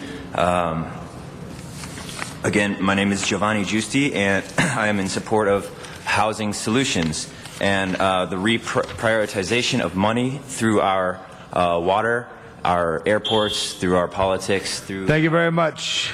Next speaker. My name is Luther Lewis. I'm a 10-year victim of torture by UCLA, the military, DARPA, and all surrounding scientific factors. Los Angeles has been losing a lot of money because of this illegal procedure of mind control. I'm a 10-year survivor. I think if the city was to investigate more of these satellites than anything else, they would come with a lot of money that they're losing because of the resources of Los Angeles people. I've been fighting a war for 10 years. My grandfather's a 33rd degree Mason, and I'm going to continue to fight under my Father to God. These people need to be stopped. I'm filing a Title 18, Section 245 on the city of Los Angeles and the county of Los Angeles. If something is not done, is there somebody that can help me deal with these people accordingly for our African American brothers and sisters in the community? Thank you, Arnold Sachs. And we called Carlos Kowalski. We already got Carlos. Thank you, Carlos. Last public speaker today, Arnold Sachs. Yeah, thank you. What a farce. I thought you had to register if you were a lobbyist, like you did for the SEIU. And this living wage at the airport, baloney. Guy gets up and talks about the the airport board, LAWA, Gina Marie Lindsay. But you know, he never mentioned the living wage ordinance. And who enforces the living wage ordinance? And who votes to enact the living wage ordinance? Well, that's City Council. And what does this living wage ordinance do? Well, the living wage ordinance provides $4 more an hour if you work at the airport and allows the employer to eliminate health care, which is what everybody was talking about. Why couldn't that young lady get an ambulance? Well, because she had no health care, but she had a living wage ordinance job. So who's responsible for the living wage ordinance? Please provide us with barf bags when you're going to talk about. Thank you, Mr. Sachs. It completes our public comment. Now, Madam Clerk, we're going to move from public comment to the next item 8. Yes, item 8, call suggested by Councilman Rosendahl. Mr. Rosendahl. Thank you very much, Mr. President. Lynn Wyatt's going to come up for a quick second. Folks, we're going to end up note and filing this, but you know, it's one of those good things that happen. As the department and the planning department was working on, you know, where people should go to get their plans approved and a check, there was an issue that we had in CD 15 and in CD 11. And when you got word of that, my constituents were all getting upset. You turned ahead and looked at it, and I want to thank you for continuing to let the West LA office for the West Side and St. Pedro for the St. Pedro office. I just want to acknowledge that and have you make There's a one correction, comment. Mr. Rosendahl. San Pedro, is that correct, Joe? Thank you. I had a correction there. All right, go ahead, Bill. Oh, what did I say? You said Pedro. It's San Pedro. Oh, well, God bless it. Whatever. Lynn Wyatt for the Planning Department. I just wanted to thank Councilman Rosendahl as well as Council District 15 and Council District 5 that were involved in this memorandum, and we rescinded the prior memorandum. We'll continue to hold hearings out in both our West Los Angeles Municipal Building as well as the San Pedro City Hall in regards to Office of Zoning Administrator cases, and so that we recognize the importance of public participation as part of all of this, and so we just appreciate your patience. Well, we in this just matter. thank you for listening to the community and doing that. You're That's more a than big welcome. plus. Appreciate it. Thank you. Mr. Buscaino. Buscaino. Thank you, Mr. Chair. I, too, want to stand with Mr. Rosendahl on behalf of my constituents and the numerous neighborhood council members who stood and were very vocal in ensuring that we keep this office open at the San Pedro City Hall. So, Lynn, I also want to thank you for listening and being responsive to our community concerns. Thank you. You're very welcome. Thank you very much. There's no other speakers on the queue. We thank the Planning Department. Madam Clerk, would you please open the roll? Close the roll, tabulate the vote. 11 ayes. Okay, next item. Item 14, call suggested for cards. And we have a card here, Miriam Folger, Donna Perriman, Sean Murphy. I think they're all gone. So let's just open the roll. We note them and thank them for coming. Let's open the roll. Close the roll, tabulate the vote. 11 ayes. Next item. Item 15, closed session item. Closed session item. We're going to ask, we have some public comment cards. And in this closed session item, which committee is handling this item? Mr. City Attorney. I believe this item was waived by both Public Safety and Plum. And while I'm on the mic, there's another related lawsuit that Council will be discussing in this matter. It's called Doe versus City of Los Angeles Superior Court case number BC 480010. Thank you very much, members. I'm going to have some public comment cards. I'm going to give 1 minute public comment. If you could all come up here. Arnold Sachs, Sarah Armstrong, Aaron Lechhart, Carlos Kowalski. Please come forward. you can begin speaking. Arnold, you're out of time unless you come up right now, real quick. Boom, boom. Yes, thank you. Good afternoon, Arnold Sachs. Thank you for having the public comment. My curiosity would be the amount of money spent on the attorney fees for this, because we just heard this isn't being held. Would this be something that, yeah, this would be something that the city attorney would take, the DA's office would take care of. But the amount of money being spent on this, the appropriate venue for the sales tax, because will that be addressed by this? Because federal government says it's illegal, but you want to collect sales tax, and the fact that the city has the budget deficit, and generally, let's get high. Sarah Armstrong, thank you very much. Each of you have gotten a 1.5-page letter. I am hoping, because it is such a short letter, that you'll be able to read it before you go into closed session. The Greater Los Angeles Collective Alliance would like to thank the council for not rushing to ban. You gave everyone time to organize themselves and for the law to settle somewhat. We ask from the bottom of our hearts that you continue to allow Ms. Usher to conduct settlement conferences with an eye to ending litigation and coming forward with an interim ordinance.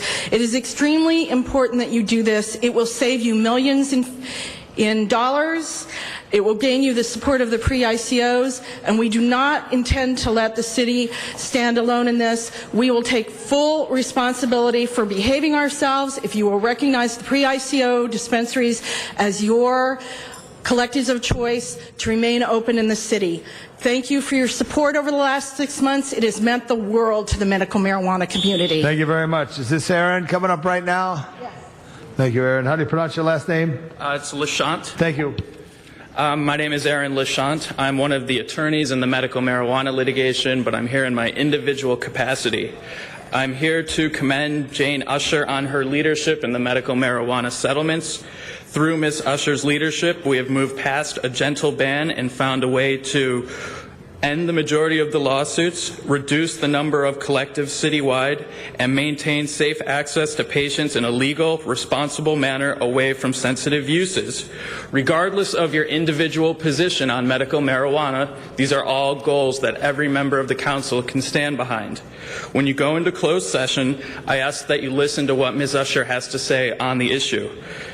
She has found a way to bridge the gap between the needs of the medical marijuana community and the Los Angeles community at large. Ms. Usher has worked tirelessly to earn the support of the medical marijuana community, and she deserves your support too. Thank you. Carlos Krusevsky, if you're right, Carlos. I know, I thank you for being here again. And Yanabeth Boltz, please. Oliver Summons. James Shaw.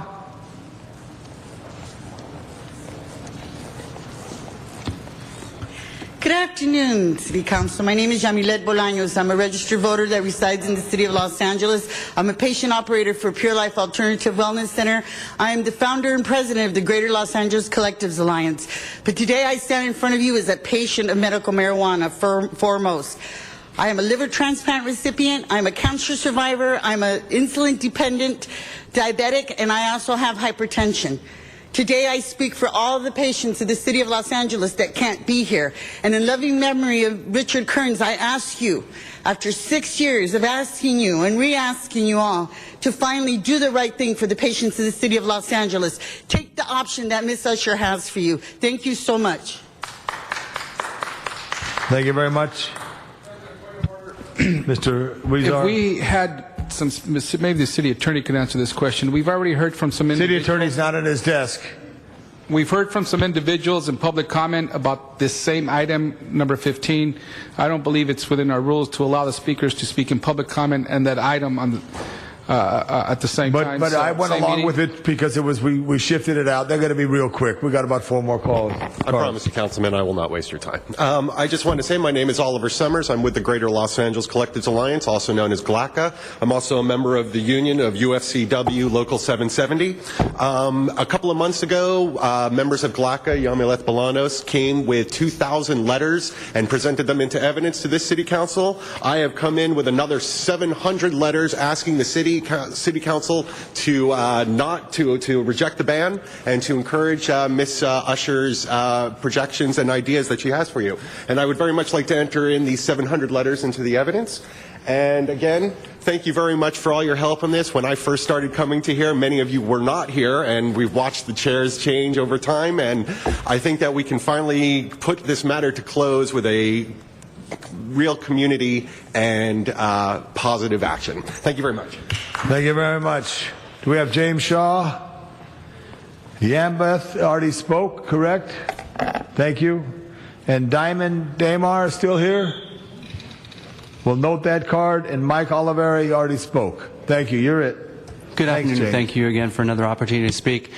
Slightly different topic, and that is that it seems as though our attorneys are communicating to us that are in the settlement talks that it seems as though Ms. Usher has her hands tied in terms of her ability to negotiate, and it appears as though the City Council is the one limiting her ability to negotiate. For example, they're still in the process of the current negotiations such restrictions on sensitive use areas that it's making most of the patient associations relocate.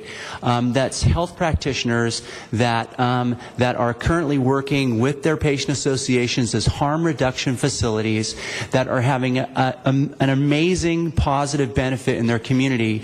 And the process will destroy those facilities and it will destroy those resources to those local communities. So I encourage you to offer Ms. Usher as much latitude as possible in the negotiation process. Thank you so much. Thank you very much. It's the City Attorney's Office we're working with, and as we do, that completes our public comment card. Sergeant, we're going to go into executive session. I wish everybody who's leaving the hall at this time a good afternoon, and let's secure the chambers for an executive session. Thank you. Mr. City Attorney, please read into the record Executive Session Act. Council is going into closed session pursuant to Government Code Section 54956.9A as reflected on item number 15 on the agenda.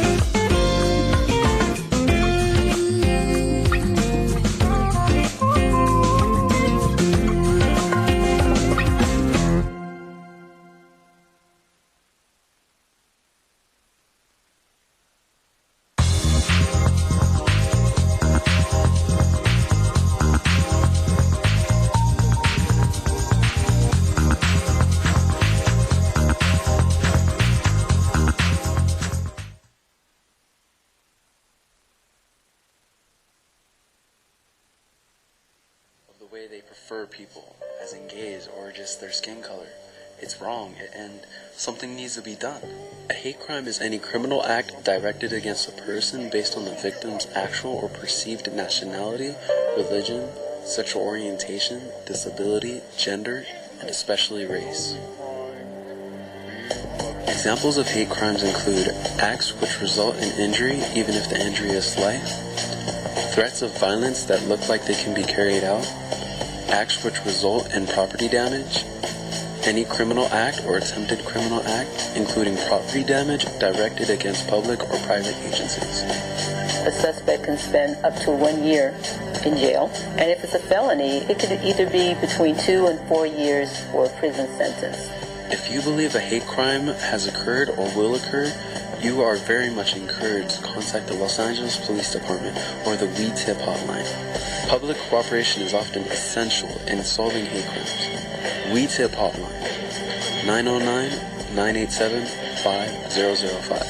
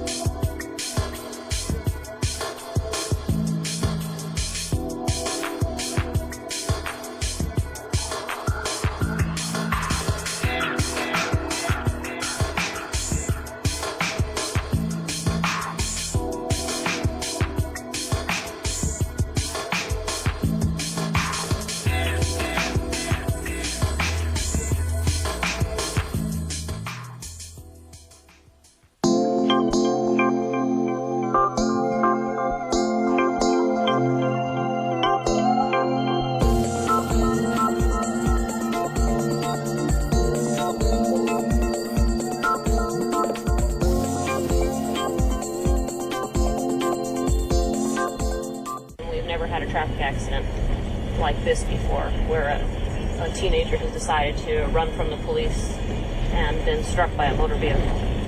5859, 3F 5060, watch 3. 5060,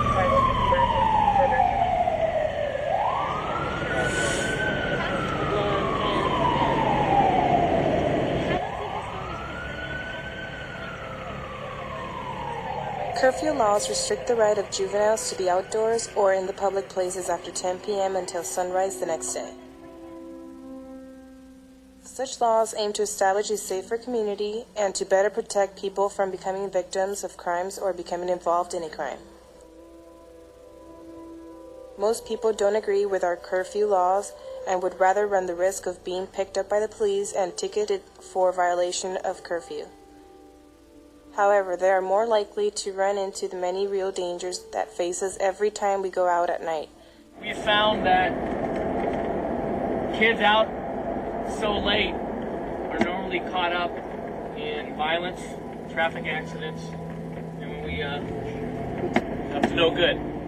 Some of these kids still they're not aware of the law, and they're not educated on it.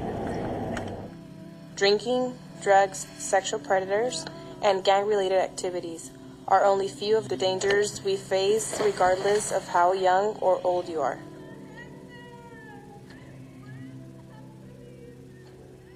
If you are under the age of 18, this law applies to you. What happens if you are caught?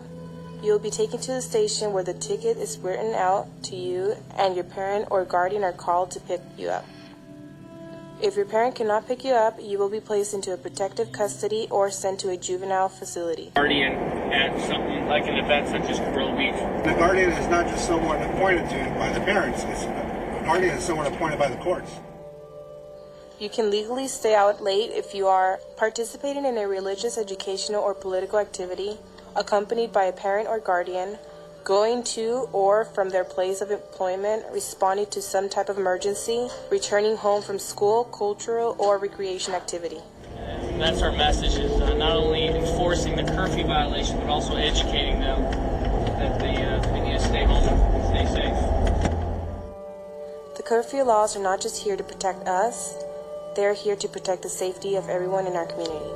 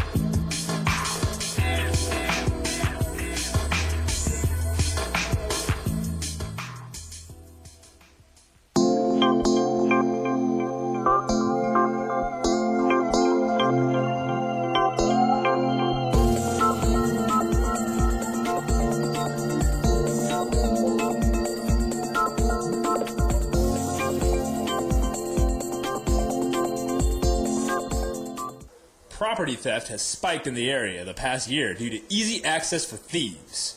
Almost 80% of car theft occurs because of unlocked doors. Locking your doors takes a matter of seconds and can become so routine that you may forget whether you locked your doors or not. But it's worth the effort to double check. The more successful thieves are at taking items out of a car, the more chances they are going to come back to that area.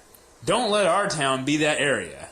One simple precaution is to hide or cover any valuable items when leaving your car unattended. Simple actions like these can prevent you from becoming a victim of property theft. The Los Angeles Police Department would like you to remember, lock it or lose it.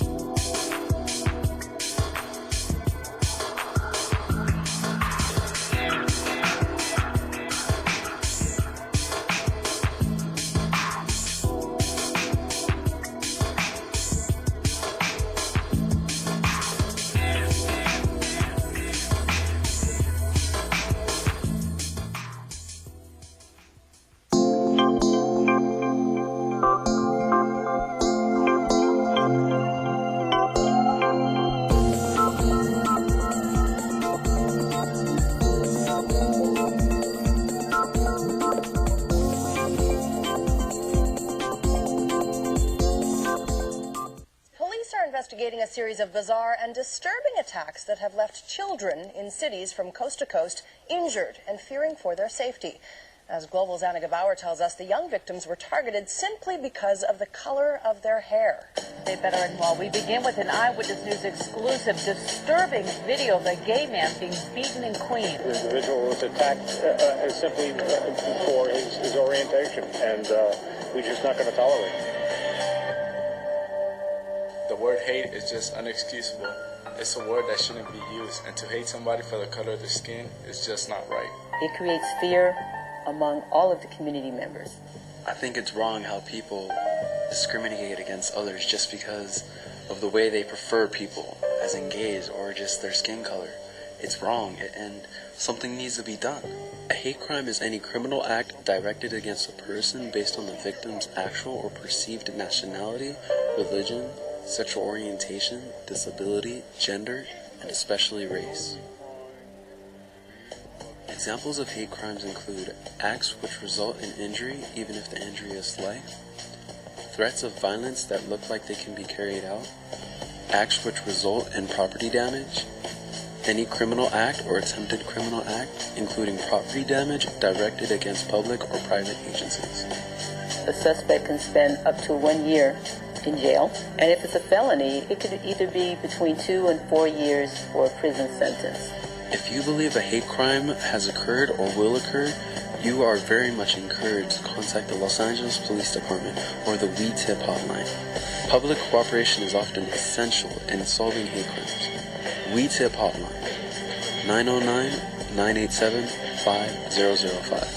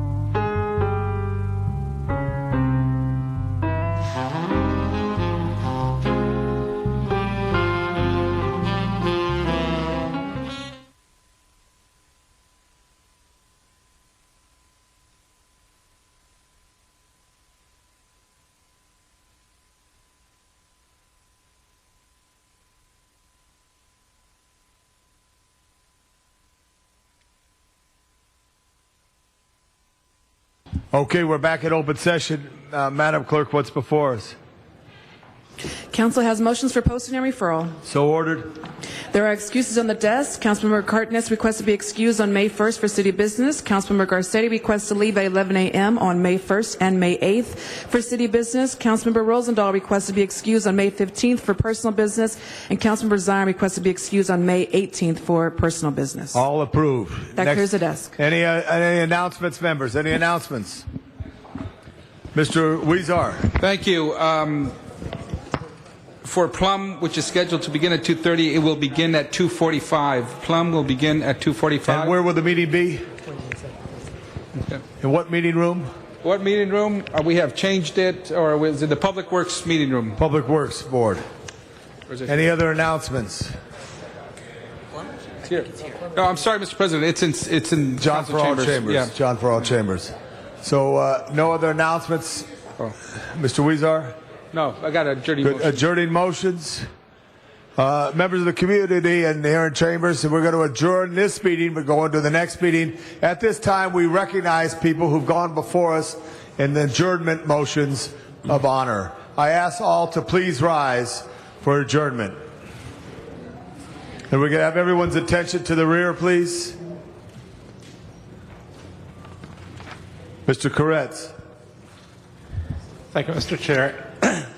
Last week on Holocaust Remembrance Day, one of our city's most veteran news reporters, Pete Demetrio, mentioned to one of my staffers that today, April 24th, is also an important day for remembrance and one worth this council's acknowledgement. 32 years ago, on April 24th, 1980, 8 members of the United States military lost their lives in a heroic but failed effort to rescue the many hostages that were then being held in Iran.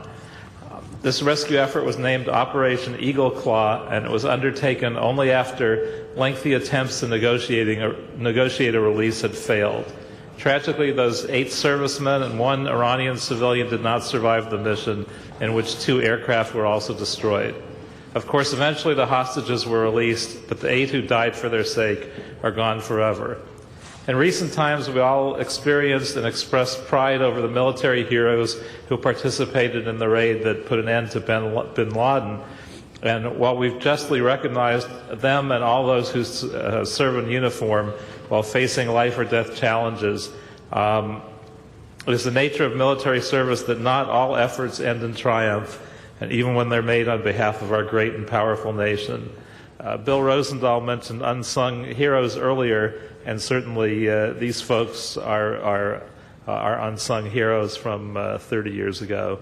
So I ask, at Pete's suggestion, that I share that with you, that we take this moment to honor the people who made that ultimate sacrifice for the sake of freeing Americans held hostage 32 years ago today. Thank you very much. We should adjourn in their memory. Mr. Weezar. Thank you very much, Mr. President. And colleagues, ask that we adjourn today in memory of Mary Cedillo, who was the mother of Assemblymember Gil Cedillo, and 4 other children, Rose, Susie, Phil, and Richard, a grandmother of 8 grandchildren, and a great-grandmother of 4 children. She was born in Barstow, California on May 26, 1930, and passed away this Sunday, April 22nd. She was 82 years old. Mary was an A student who loved to read and attend all her school classes. But at a very young age, she fell in love with a wonderful man, Gil Cedillo Sr. He was a kind, lovable, hardworking man who wanted to have a family. She left school during her sophomore year in high school and married Gil. Although Mary did not get her high school diploma, she sacrificed to ensure her 5 children made education their #1 priority. The Cedillos remained in Barstow until 1954 when they moved to Los Angeles. To make ends meet, Mary found any type of work as long as she could be home while her husband was working.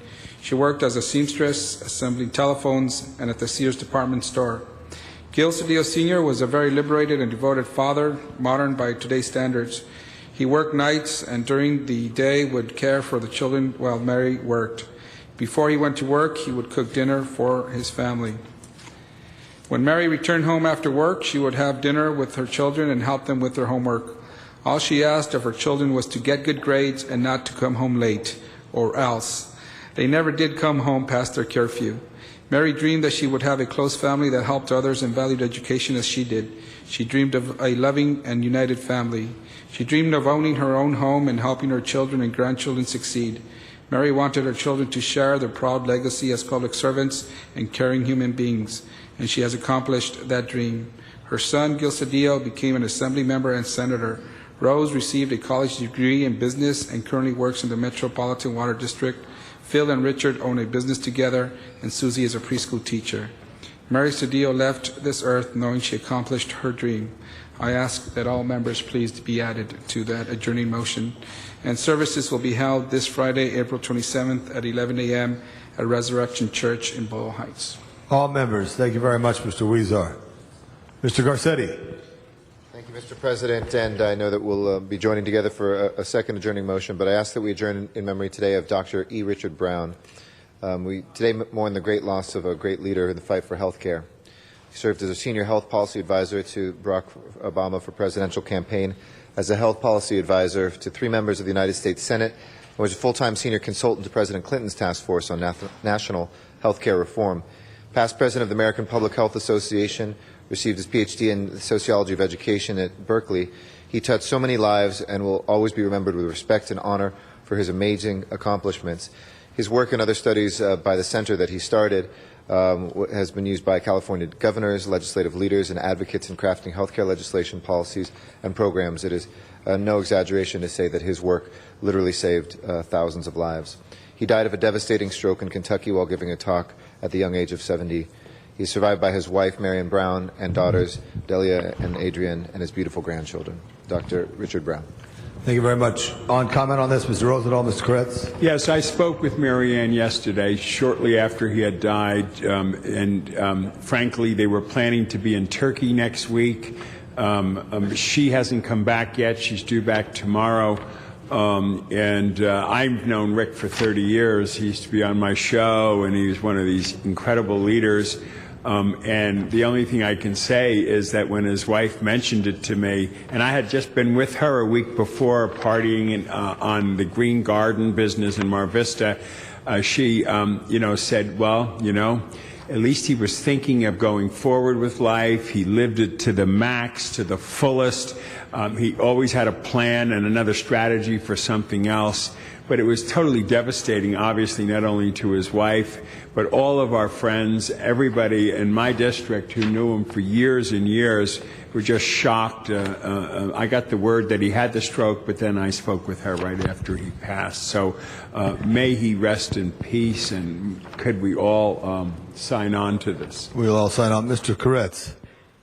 Yeah, I join you in mourning this devastating loss. He was a friend and a big helper to me when I was in the state legislature. I was on the health committee for 6 years, and I had an advisory committee that gave input on legislation and helped to craft legislation. He was a very key member of that and responsible for helping on several pieces of legislation that I was able to author as a result. So I greatly appreciate all of his help, and he'll be sorely missed for so many things that he did and would have done if he continued to live.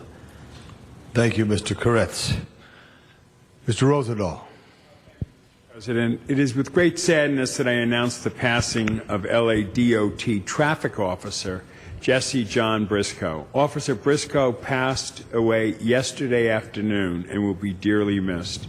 Officer Briscoe started his 31-year city career in 1981 as a station officer with the Los Angeles Police Department. In January 1989, he transferred to the Department of Transportation, joining their ranks as a traffic officer.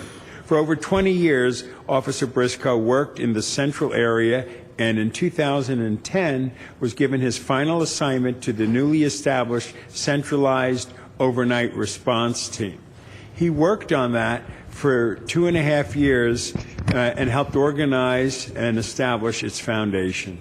In his free time, Officer Briscoe enjoyed fishing, sports, and reading books about cars and motorcycles. He leaves behind 2 sisters, 1 brother, 2 nephews, and many, many friends. In fact, Officer Briscoe was such a warm-hearted individual that everyone who came in contact with him became a friend.